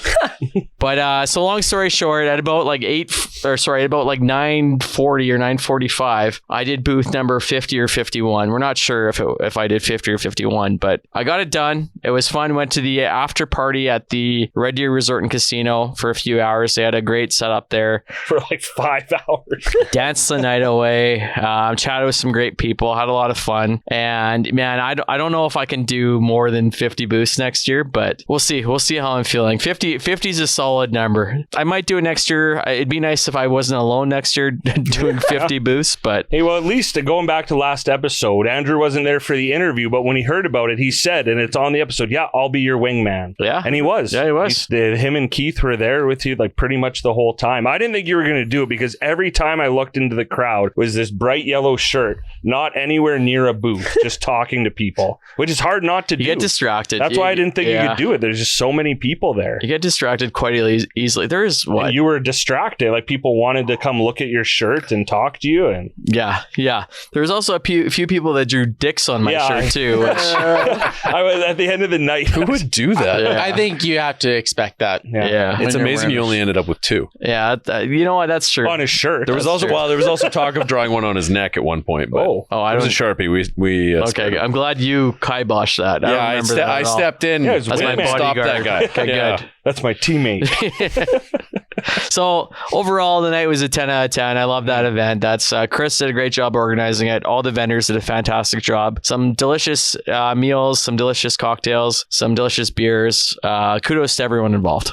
And Aaron, so I got to ask, because Aaron, you came and didn't really drink and still had fun. Yes. Which some people seem to think is not possible. No, I had a great time. Other than the pen incident.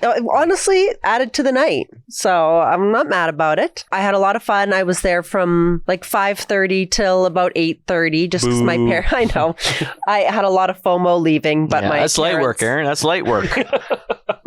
My parents were up babysitting for me, and Griff was at work, so it was an early night. But it was great. I had a lot of fun. I had a little bit of moonshine, and that was it. Otherwise, I was slamming Legend Waters. Yeah, it was really well run. It was a lot of fun. It was great to see everybody. Ran into a ton of like friends of the podcast and friends in general. And even if you are not going to tie one on, I would recommend checking it out next year. Absolutely. And Kevin, it was like basically your birthday party. Yeah, grab that mic. Yeah, almost my birthday. We had to wait till midnight. We were at the after party and it was like 12:05, and I looked at the two people at our table and was like, it's my birthday.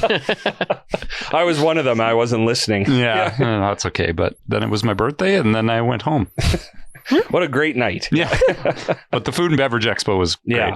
Yeah. Every time you go to one of those things, like you just get to try so many different things. And I feel bad because usually I get really drunk and I don't really remember everything that I tried, or be like, that was so good. I want to try that again. You get so many local businesses and just businesses from all around Alberta, different breweries and stuff like that.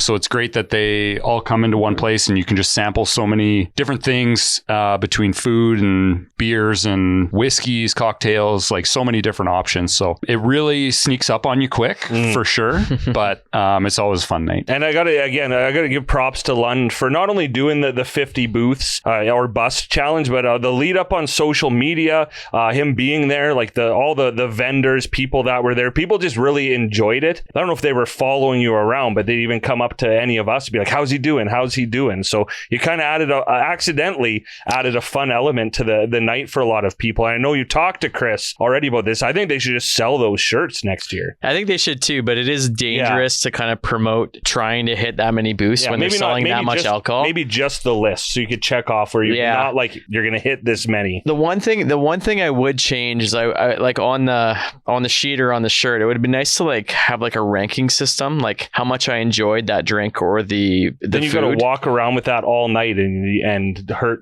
some vendors' feelings. Yeah, but I just don't remember like how good that beer was that I just had. Like I did at the time, but the next day I can't remember which ones are my favorite. With you to write it down. Yeah. No, I just know I had a lot of really good items and I can't remember where I got them from. Based on the pace you were moving at, there's absolutely no chance that you could have done that and still hit 50 booths. Yeah, no, because it was already hard enough to drag you along to get to the next booth as it was. You were so inebriated by the end of it. I don't think you would have known the difference. You're not Gordon Ramsay.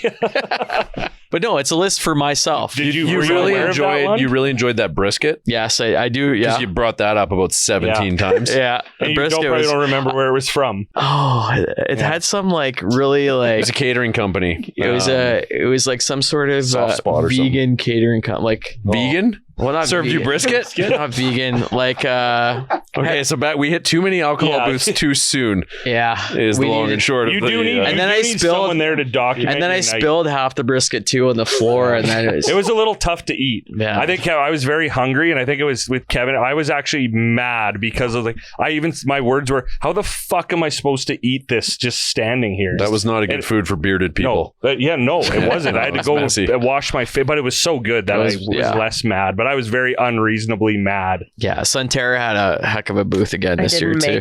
Yeah, Sunterra was delicious, and special shout out to Array Patisserie for their cookies.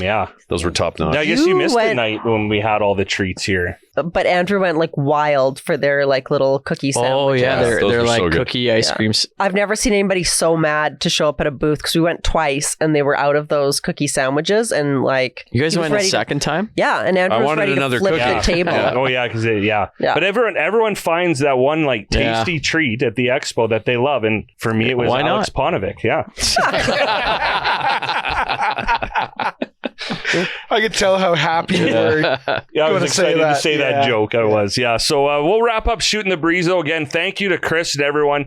He talked to us so many times that night, too, just roaming around, making sure everyone had a good time. So make sure you put it on your calendar for next year. And we'll see what Lund, maybe take a year off, Lund, just to really go and enjoy it. I mean, I don't think I have to decide right now. No. 15 booths or bust Yeah. for next year. Yeah, but I'll really take my time. Yeah. Yeah. Okay. And hey, really quick, because we're talking about beer, it's kind of a sad night. We're down to our last, not even full flat of O beer from Red Heart. But actually, the reason why I think Lund still has a bit of a red face too is after the interview on Friday, he had a very good idea and said, hey, like, we're all feeling good. That was fun. Let's go to Red Heart for a beer. And it was like the first day in 2 weeks, the sun was out. So we were out having a beer, talking to Jared at Red Heart. And he said, yeah, we're doing another run of O beer. So we're going to get more. You can go in and get more, order more if you have a restaurant. Yeah, the timing couldn't be better because I even had to be, I felt like we were on a deserted island tonight. Like, guys, you got to drink this beer before, but save this beer for the recording. And we also have some What's Up Peaches from Red Heart. This What's Up Peaches is really good. Yeah. Mm-hmm. Yeah, highly recommend. It's their, they just had their 6th birthday. I think it's like their birthday, 6th birthday. It's their birthday beer. So, and now thanks to the Legend Water guys brought those on Friday. So Try that one on a patio, plus 18 in April, Andrew. Yeah.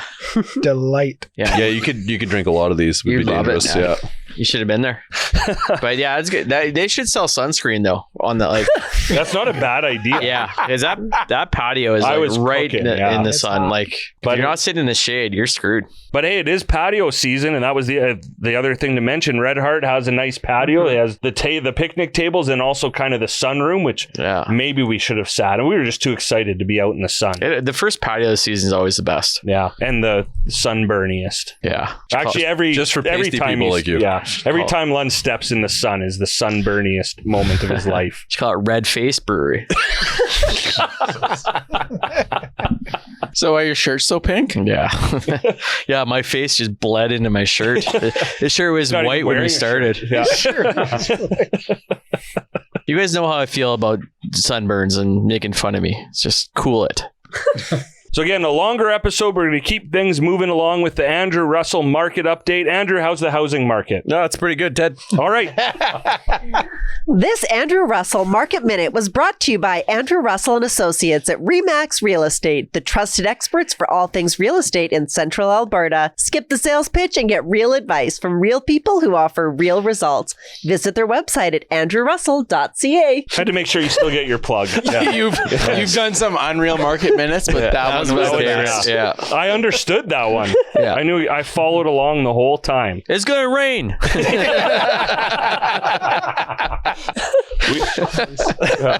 All right. Well, hey, now it's time to move into deer call. Oh fuck! What kind of deer are you calling me? That? You're not gonna believe this, but I did not prepare for this deer call. Oh.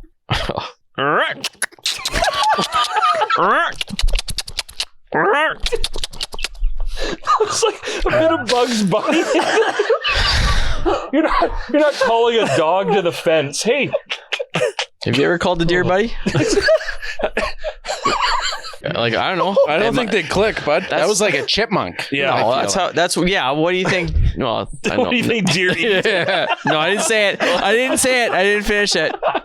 They're just like they're just like distracted by those cool sounds. Okay. I know. And I think maybe you hear bad. Hey, next time we go out hunting, we'll figure out which one of these calls works. All right. Deer Call is brought to you by Cilantro and Chive, home of the Caesars that eat like a meal. Stop in at either location in Red Deer or Lacombe for the burger of the month and support a great cause, with $2 from every burger sold going back to the local guest chef's charity of choice. Cilantro and Chive, your favorite new destination to meet with family and friends for food, drink, conversation, and fun. It's just that simple. All right. So as always, we put a deer call out on social media, and then when you comment to answer it, you have a chance to win one of 2 $25 gift cards to Cilantro and Chive. And we did things. We've done this, I think, twice before. It was a slow start. I thought I was going to have to redo it, but we got some good questions. We did an Ask Us Anything, so you could have commented, or we gave you the option to ask anonymously. And some of those ones were pretty weird. A lot of them were definitely bots. I'm going to read off some of my favorite ones of those at the end, but still got some good questions. So I think everyone, maybe Andrew hasn't done this, but it's most questions. If you have a story, you can answer. If you don't, that's fine. And then there are some that it's like everyone give a quick answer. So Yvonne asked, this is maybe a fun way to start off, and I have a very recent answer for this. What was the funniest dream you've ever had? I don't have dreams with my head injuries. Yeah. Well, I do have a recent dream, and I told Lund this like the next day, so this is why it's in my memory. I don't know why any of this happened, but it was when you say it like that, it sounds weird. No, I mean, or sorry, I don't like. I don't know how to explain it properly. Is what I mean. But Lund and I were like having a sleepover, which is the weirdest part of it, because why do we need to do that? That's what I mean. But we were like, when you have like you're both on couches and you got the TV and you're both like laying on the couch watching TV, whatever, and we're just talking, and then all of a sudden Lund's dad comes down the stairs, and from the stairs yells, "Well, you guys shut the fuck up!" And then he started speaking in tongues. Like I had no idea what he was saying. It was so weird. So then I thought I was going to wake up with like a demon sitting on my chest, like what's that sleep paralysis type of thing. But he's speaking in tongues, and then Lund just rolls over on the couch and goes, he always does that. Like why? That's the weird. Like why? It's always the ones too. Like why is this person in my dream? Yeah, I know. And you probably haven't. Why is he speaking in tongues? You probably haven't seen my dad in months either, which is really. No, weird. I think it was not long after the pickleball tournament, and that was maybe why. Oh, okay. Yeah. Well, that was like 2 months ago. And he did not speak in tongues. No, he doesn't usually. Yeah. I don't even know what that means. Like speaking satanic, like gibberish. Yeah. The funniest dream was actually my mother's. We were traveling together. This was a few years ago, 7 or 8 years ago, and so we were sharing a bed. We'd just gotten to where we were going, and so dead asleep. All of a sudden, in real life, she takes her arm and slams it into my throat, grabs my throat. That's how I wake up, and I was like, "What the fuck?" And I yell, and it kind of wakes her up just enough, and she goes, "I was catching birds," giggles, and falls back asleep. I was waiting for the funny part. Yeah. Grabs my throat. Oh, yeah, no, terrifying way to wake up, and then he's catching birds. Back dead asleep. Last time. That was pretty funny. Yeah, that was pretty funny. Brittany asked, this might be a tough one, weirdest DM or even like text message you've ever received. So there's a lot of the ones I can't really tell, but of course with me, like when like being the radio station and all that stuff, random people just DM me sometimes. And there was a video, I forget what it was, and it was when I was newer at the radio station, and this random guy who honestly looked exactly like the type of guy who would say something like this responded to the video like in my personal DMs and just said, you sound like you'd be about 60 or 70 pounds lighter than you are. Like, what? And I just lost a bunch of weight too. That was the worst part. I don't care for that. Yeah. Don't DM me about my weight. Was weird and hurtful. Yeah. But it was so weird. But then people do sometimes like DM you the weirdest things. And I guess that's what I get for living my life out loud. but I've had a lot of weird DMs. Actually, that still might be the weirdest. I don't care for that. No. Yeah. So I got one looking at it now, May 7th, 2021. Nice.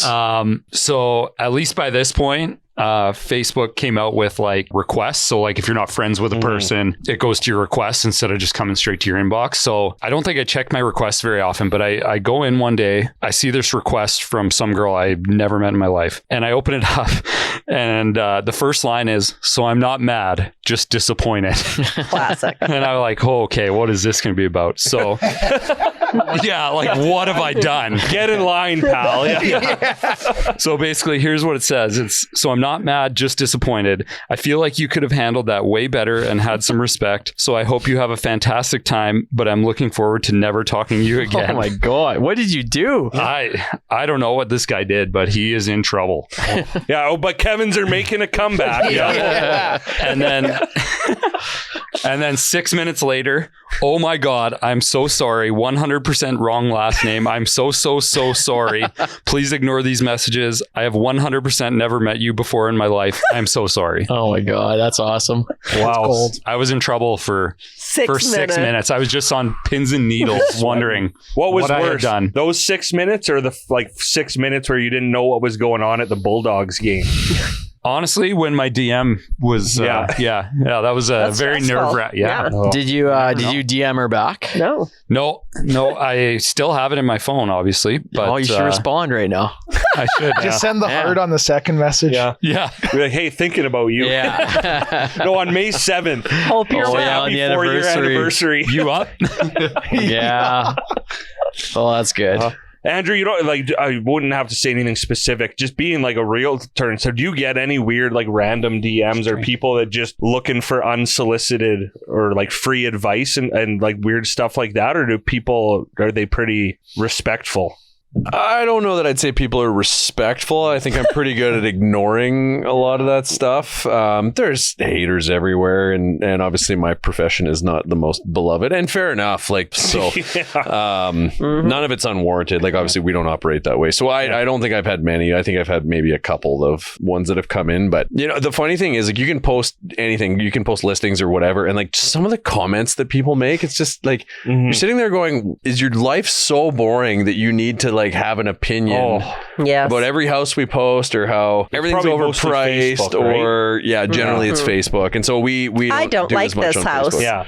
Okay, Mary. Yeah, and we don't do a lot on Facebook anymore just because I find it honestly doesn't work the way it used to. It's just, you know, most serious buyers are in better places. But yeah, everybody has an opinion and lots of people love to voice it and feel relevant, and we just don't respond or engage with it, honestly. It is weird in that with Facebook, and this is not really a DM, but it involves all of us. Back when we ended the podcast a couple of years ago, RD News Now, when you could still post on Facebook, like news content, they did a story about us wrapping up, and there was about 50 comments. Never heard of them. Never heard of them. Who's that? Never heard of them. Don't like them. Oh, sad to see them go. Never heard of them. Never. Like, how about just say nothing? Yep. Like, why? So I agree with you on that. I gotta but- appreciate the algorithm though. The algorithm boost. No. Yeah, I mean, I guess that is a good point. The logarithm. Oh A lot of callbacks to old episodes there. Do you even remember what he's talking about? no. Oh, Wall Street. When I kept saying like boost our logarithm. Yeah, they heard of us now, bitch. Yeah. Oh, mic drop. Yeah. Okay, there's more to that than I thought there would be. There's some that were just really like trying to pit us against each other or pick favorites. So really quick, Brad said, who do each of you think is the best cook? Ted. I'll say me. I would not. Yeah, you. Yeah. Oh yeah, what have you eaten that I've Whipping cooked? cream Well, fettuccine. I'm. You hear look, one story. Lund cooks. He can cook, but you're not the best cook. Your mom always brings a Yeah. delightful addition to our dinner parties. And she taught me how to cook. I'd say Don't say that out Strybach. loud. I'd say Strybach just because I don't want to say Ted. Yeah, I think.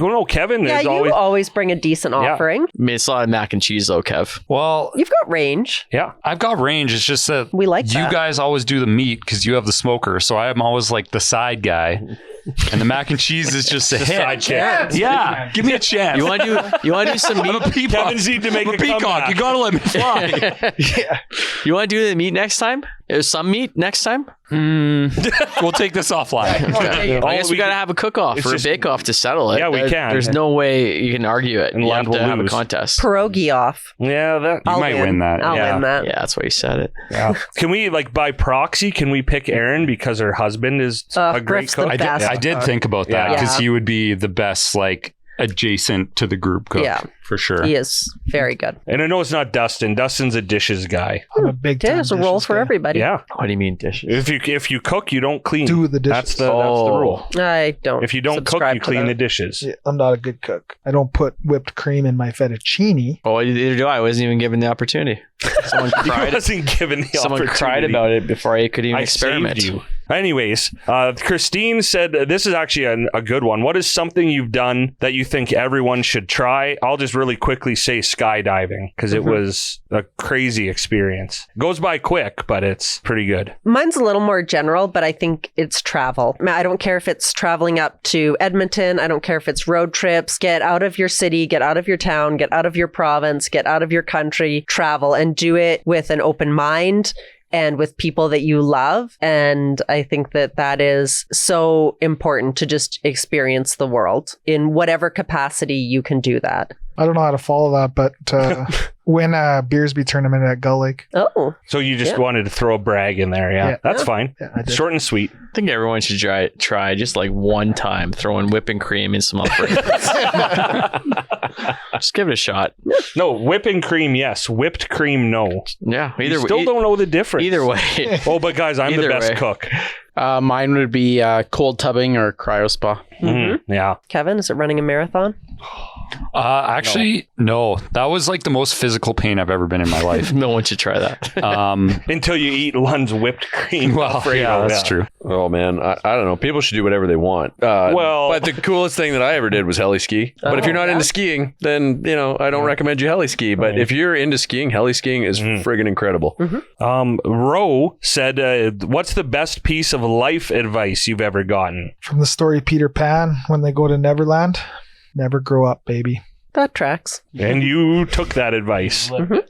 Why wouldn't you? I think one that I've always lived by a lot and is why this podcast exists and why we do what we do. But again, going back to the interview with Aleks, like right off the hop, he said, just say yes. And of course, every one of these rules is like, don't say yes to everything, but say yes to like experiences and stuff. Try things. Like when he said, Ted, do you want to start a podcast? Fuck off. And then a week later, yeah, let's do it. And now we're here. Look at us now. Yeah. I think it's always, and Griff and I talk about it a lot, just the nature of his job, but like, and it's very similar to say yes, but like life is short. Burn the candle, wear the jewelry, do the things, say yes. Life is short. Nobody is going to, at the end of your career, be so proud of you for never taking a sick day. If you're, at the end of your life, you're never going to be like, God, I'm really glad I relaxed all of those weekends. It's a balance, but do things. Say yes. You went home at 8:30 on Saturday. And she said yes to that. Yeah. Oh, okay. I had a great time, but I said yes to coming out. Yeah, you did. I made the right balance in my life. Okay. And it was great. And then I burnt the candle. Yeah, I'm still waiting for some good advice. Haven't Get a job. haven't got any yet. Yeah. Definitely not from your barber. And a real haircut. It's the same Get a thing, haircut. two different ways at the Get same a time. I think hair looks great. Thanks, Aaron. Yeah. I do like it. Thanks, Dustin. Riley? You look well lit. Yeah, don't ask Riley for compliments. He does not hand them out easily. So that was it for the non-anonymous ones. I do like this one. What is everyone's biggest dating red flag? And I feel like 4 of us are going to say the same thing. Oh, I doubt that. Well, or everyone's going to agree. For me, one thing, and I'm thinking first date. If you're rude to a server or whatever, done. Yeah. Okay, that's what I was going to say. Yeah. Yeah. Okay. All right. Mine's ego. If you come in with an ego, if you can't admit that you're wrong, I think that just sets up a relationship with somebody you probably don't want to be in. So Mine's negativity.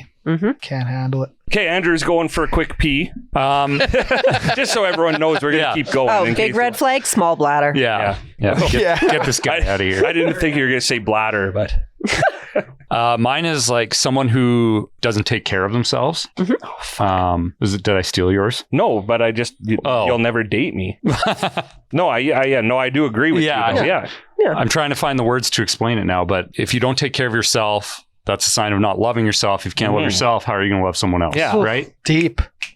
Yeah, no, I agree. Yeah. I agree with that. And and taking care of yourself doesn't mean having abs, right? Yeah, exactly. That's what I mean. That's like not how I meant it. Like, yeah, no, I know. Not that you're It's not a physical crazy. appearance Yeah, thing. exactly. It's- But like, if you're not taking the time to like Take care of really take yourself. care of yourself, like Physically, physically, mentally, yeah. All of that. I think that's a great one. Yeah. Married guy. Yeah. Married guys should still have hypothetical red flags, but I agree with all of you. yeah, there's probably, there's a whole bunch more, but does anyone have a least favorite game on the podcast or moment? I know, Lund, because you always say yes, we put you in some precarious situations. Is there anything that you just straight up didn't like? For the games? Like games or no, just even in the podcast in general, because we've gone out and done a lot of stuff, different activities, videos, all of that. I really enjoy all this stuff we've done like offsite. I like all our location shooting. That everything has been really So you fun. don't have a least favorite? Not like offsite during the podcast. Trying to think of some shitty I games know. we've done.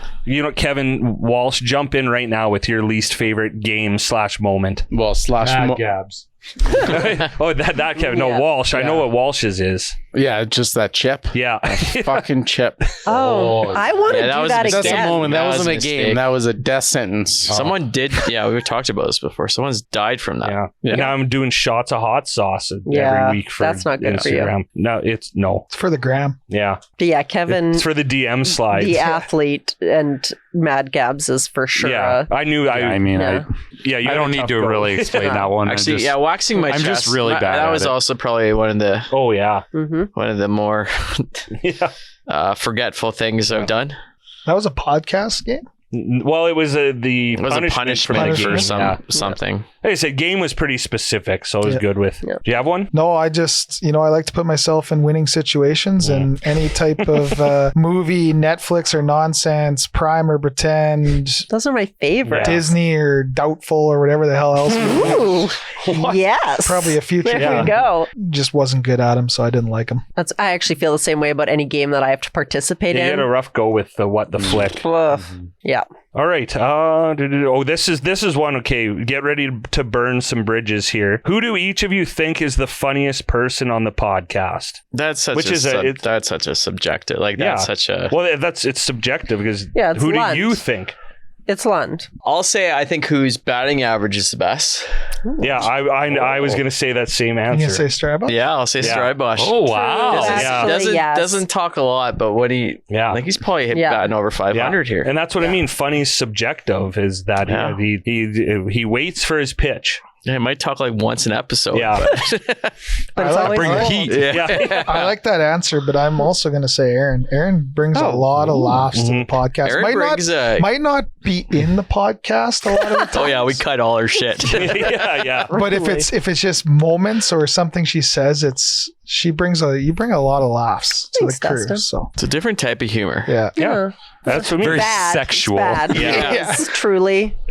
Yeah, I Yeah, usually it's like, oh, you guys are talking about like Aaron's cans. Like, you don't see the shit we have to cut. that I say. Yeah. Yeah. Yeah. I remember Aaron's first day of work, and mine and Kevin's boss is like, guys, don't scare Aaron away. And then he's like, why are you guys talking about this? Well, she started it. Yeah, I really did. I came Yeah. in hot with a couple of stories that were, Nice. Couple power moves. I mean, it worked. Look at where I am now. Yeah. Sitting beside two Kevins. Yeah. Yeah. Well, beside one. Sharing a couch. Yeah. Yeah. Cute. That was nice. I think Ted or Lund. Like Lund, you just never know what's going to come out of his mouth. You're right. I never knew. Deadpan, quick wit. There you go. Yeah. Exactly. And Ted just has a response or a joke for literally anything that comes up. So You do have to keep it together more on the podcast to just stop us from going off the yes. rails. But that's yeah. kind of what I was thinking too, is like Ted's got like the professional humor, whereas Lund is like the wild card. I got clipboard humor. Yes. Yeah. So you ready for a wild card answer? I think I've never met anyone in my whole life with quicker wit than Lund, but no one makes me laugh more, and everyone does, but going back and editing the podcast than Dustin, because he is accidentally the funniest human being, because True. he says things wrong or just doesn't, he says something that's not funny Guy's an and idiot. thinks it's funny. Yeah, well, that's not what I meant. You just have like this like innocence to everything you say, and then if you're watching the video, it's the facial expressions. So like I said, you bring just like that accidental humor is my favorite, and you do have good jokes every now and then. Every now and then. Yeah. Not near what you and Lund Yeah. or Strybosh have, but Yeah, It is awesome when one of your jokes lands, Yeah. though. Oh, yeah. Just but like I every believe few months. everyone is funny. Everyone makes good jokes. So that was a question that I'm glad we got a bunch of different answers. My answer was also going to be Morsey, just Yeah. because I love when he like says something and then you can see him think. Yeah. Oh no. No, it's not. Oh no. It's okay. When you watch the videos, I got to pull some clips like from social media, because he'll start saying something and halfway through he doesn't know what he's going to say next, or he knows what he said was wrong. So his eyebrows go right up. I'll never forget the one when we were talking about, what was it, Hank Marvin or whatever with Phil the chef. And you're like, we got to go. I'm starving. Marvin? And that's right. Look at how much everyone's laughing with you. Oh Right? no, I take no offense to any Yeah. of it, because I also internally love when I make mistakes, and it's fun. Hey, keep at it. Yeah, I will. I have to say this is more like historical than anything, but like it's been a really long time since I've watched a movie with Lund. But when we were younger, like watching a movie with Lund was my favorite thing ever because every movie is so much funnier because you just start laughing at Lund, laughing at everything in a movie. I remember watching Anchorman the first time, and obviously like Anchorman is pretty legendary for the millennials out there, right? Like it was kind of the start of the movies that you really quoted all the time. But we watched it in the theater and like I was like, man, that movie sucked. And then I watched it again with Lund, and it was the funniest movie I've ever seen. Yeah, the movie's awesome. Same with Jojo Rabbit, but I'm not going to say why. Jojo Rabbit. Yeah, you can't. No, you but can't. watching commercials with Lund. I mean, I like watching funny shit. It's very entertaining to me. Everything's funny when you watch it with you, buddy. Yeah. Oh, thanks, man. That might have been one of the nicest things you've ever said. It might be. Yeah. You're a piece of shit, though. Yeah. Well, I was about to say, who's the sneakiest, nicest person on the podcast? I would have said Andrew, but he ruined it. Okay, so this one, Aaron promised me this wasn't going to be good, but I think it is. Someone targeted Aaron and said, give a title to each male podcast member. All right. So listen. Here's the thing. I don't want to... She's so done with this. No, it was hard because also, I mean, I know some of you very well, but I know others of you mostly through this podcast. I don't have the same history and I didn't want this to be inside jokes. And then I went really boring with it. And then Ted got me thinking some more. We're all friends here. Yeah, we support your choices. Yeah. Okay. So I started off like, what are some titles for people? And then I went down a rabbit hole of like weird job titles. So you still haven't thought of one for Lund. Well, we'll get there. Dustin is our CHO, our Chief Happiness Officer. Oh, I like because that. I have truly never seen anybody put so much effort into making sure that everybody enjoys the experience that they are having with you. Aw, thanks, and that Aaron. really and even just the stories that you guys tell about like some of the things that Dustin has set up, never mind all of the like actual real life events that he puts on. The pretend ones are good too. Yeah. Yes. What was your camping survivor or whatever? Big Brother. Yeah. Big Brother, yeah. Look at the Chubs. Yes, Yeah. exactly. Aaron, that is Born out of that. See, I told you it was fine if this turned into a nice thing. Yeah. Thank you. Yeah. Kevin, I was Strybosh, the athlete. I was trying to come up with like, a health hustler, a training tactician, dumb fitness shit. But then I realized that you are Red Deer's own Hodor because you have backpacked two of your roommates around like Hodor in the time that I have known you. Now, one of those roommates is your fiance, but Red Deer's own Hodor. And he always holds the door.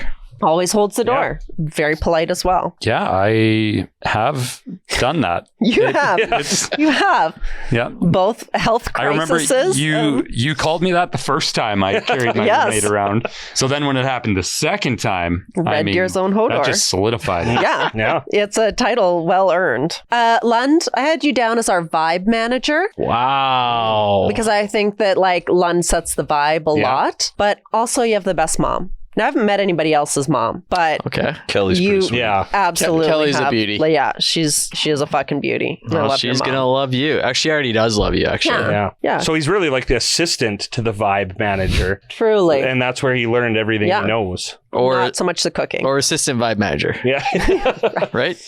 Either or. Assistant 2. Yeah. I like that job title Yeah. for you. Yeah, that's pretty sick. Ted, I had you as the head of customer acquisition because that's really what you do here. Walsh, I was going, money, maestro, profit pro, whatever. You got the blue Profit? steel.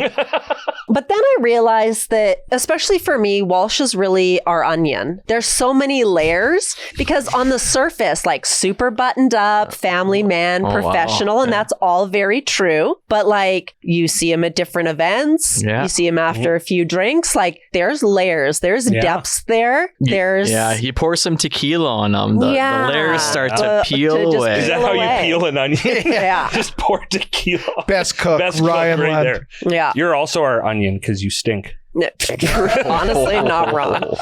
I'll make all of you cry. Andrew made me say it. Well, Andrew, I went with the group operations director simply because that makes you God. RGOD. And I thought that you would appreciate that as your own title. I don't know how to take that, but Yeah. Just take it. Take it, Yeah. man. That's Yeah. gonna look It just sick on a seemed business like card. it would be the title that you would most be reaching for. Yeah. See, I told you those weren't going to be bad. Well, just wait because I've got Riley. Oh yeah. Now, I didn't come up with this, Riley, but I saw it and I thought it was too perfect. You're our engineering, information, and electrical instruction officer. You're our EIEIO.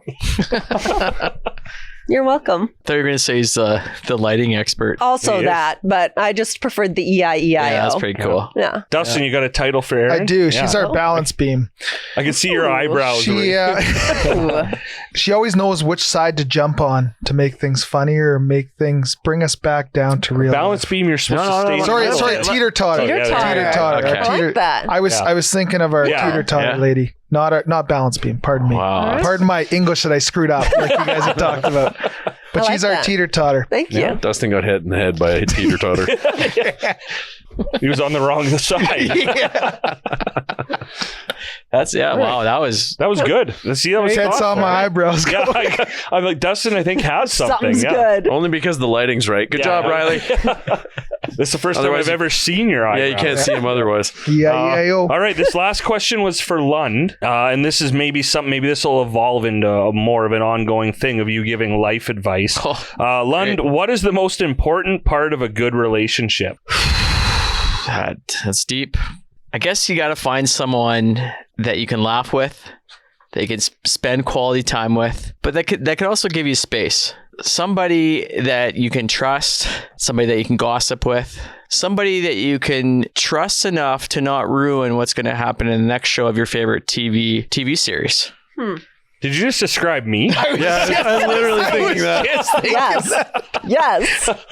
I mean, it's He hasn't working. said no yet. No. Somebody, well, I can't say that. Someone who Definitely- shreds ass. Sorry, that was nice. I ruined it. Yeah, you did ruin it. Somebody that's not gonna somebody that you can joke around with, but knows when to be serious. Yeah. Yeah. That was the most serious look you've ever given in your life. Yeah. Oh, Because I know what it takes to be in a relationship. And somebody that respects you for you, but also pushes you to be a better version of yourself. So if you can find that person, go out there and grab him or her, and don't let them go. yeah, So that's yeah. yeah.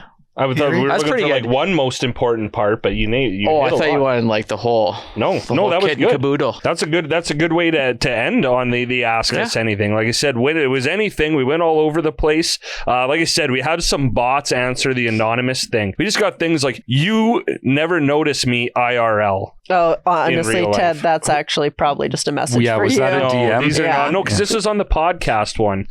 This might have been Lund to me. Laughing with you is the best therapy. Oh. That was definitely not me. This one was, you don't know this, but I have a crush on you. Who is your ex? Who isn't? Next question. Who you think about most? Oh. And I miss you. I haven't seen you in a while. Wow. And there's a Who do bunch you of think other about weird the ones. most? Did you respond to any of these? Since how we talk in the last couple Friday. days? Yeah, or- Thursday, Friday. Probably still the Pink Power Ranger. Just over time, collectively, yeah. Yeah, fair. You can't respond to them. Like it's Anonymous. it's not like it's like a. Oh, Like, it's not a- it's not a- called like Ask Anonymous people. So they're not sliding into our DMs to answer these questions. No, they see it on our DMs or on our Instagram story, but it takes them to a link that then they ask I a see. question and it sends it anonymously. Just to some people, don't like want to ask a question where they don't want their name. Okay. Sorry, Dustin. I thought Dustin had something funny to say. Just give them it to Kevin's. Are they still playing the Oh no, we grabbed mic over there? They have Got been, it sorted out. Yeah. I can't wait to post that video. 2 Kevins, 1 mic. Can't Which wait till it they get could be one- you guys and a guy named One Mike. sweater for them. Yeah, I like the one sweater. One idea. sweater, I 2 think- heads. Yeah. We'll get it we got Lund's shirt made in a hurry. We can Yeah, do it. they actually did it, guys. So Yeah. believe me when I say Yeah. it's One gonna day happen. you'll be One in a day. shirt together. We should get some dirty Kevs in the mic shirt. All right, well that's a good time. That's a good time to wrap up. Thank you, as always, to everyone who commented and asked questions. Keep your eyes on our social media, Instagram and Facebook every month for the next Deer Call, your next chance to win a $25 gift card to Cilantro and Chive. All right, and because we had a longer than usual interview this episode, and this episode definitely feeling very long, I refused to cut any of that interview. It was too good, so we'll be foregoing a game this week in an effort to ensure that this isn't a painfully long episode, and yeah, it probably is anyway. So we'll figure out a way before next episode to see who gets the winner's throne, or maybe just no one gets it because it doesn't matter that much. But on that note, let's wrap things up with everybody's final thought. Singular. Sick place, Riley. Go Oilers. I ain't giving up this chair. Well, you got to win it back. I'm sorry that I sound like this. It's going to go on for weeks, months. Get your taxes in. Yeah. Sitting between sick and sexy actually wasn't that bad. Nice. I like that. That's another hit, Kev. That's a perfect time to tie a bow on this one. A huge thank you once again to our episode 46 sponsor, Legend Water, and of course to the amazing Aleks Paunovic for being such an incredible guest. And of course, thank you to our presenting sponsor, Bo's Bar and Stage, to Riley here at Communal Creative Studios as well for having us here tonight. And here comes the usual spiel really quick. If you're a newer listener or viewer, you can find all of our previous episodes of Oh Dear on Apple Podcasts, Spotify, or anywhere else you get your podcasts, including YouTube. And if you haven't already, follow us on social media, Instagram, Facebook, and TikTok, where we'll post about once every 6 months. And we'd also appreciate it if you subscribe to us on our YouTube channel. Okay, that is it. So as always, thank you to you for once again tuning into the Oh Dear podcast. For Dustin Moore, Ryan Lund, Andrew Russell, coworker Aaron, the athlete Kevin Strybosch, and Kevin Walsh, I'm Ted Emmett. Thanks for listening, and we'll see you next time.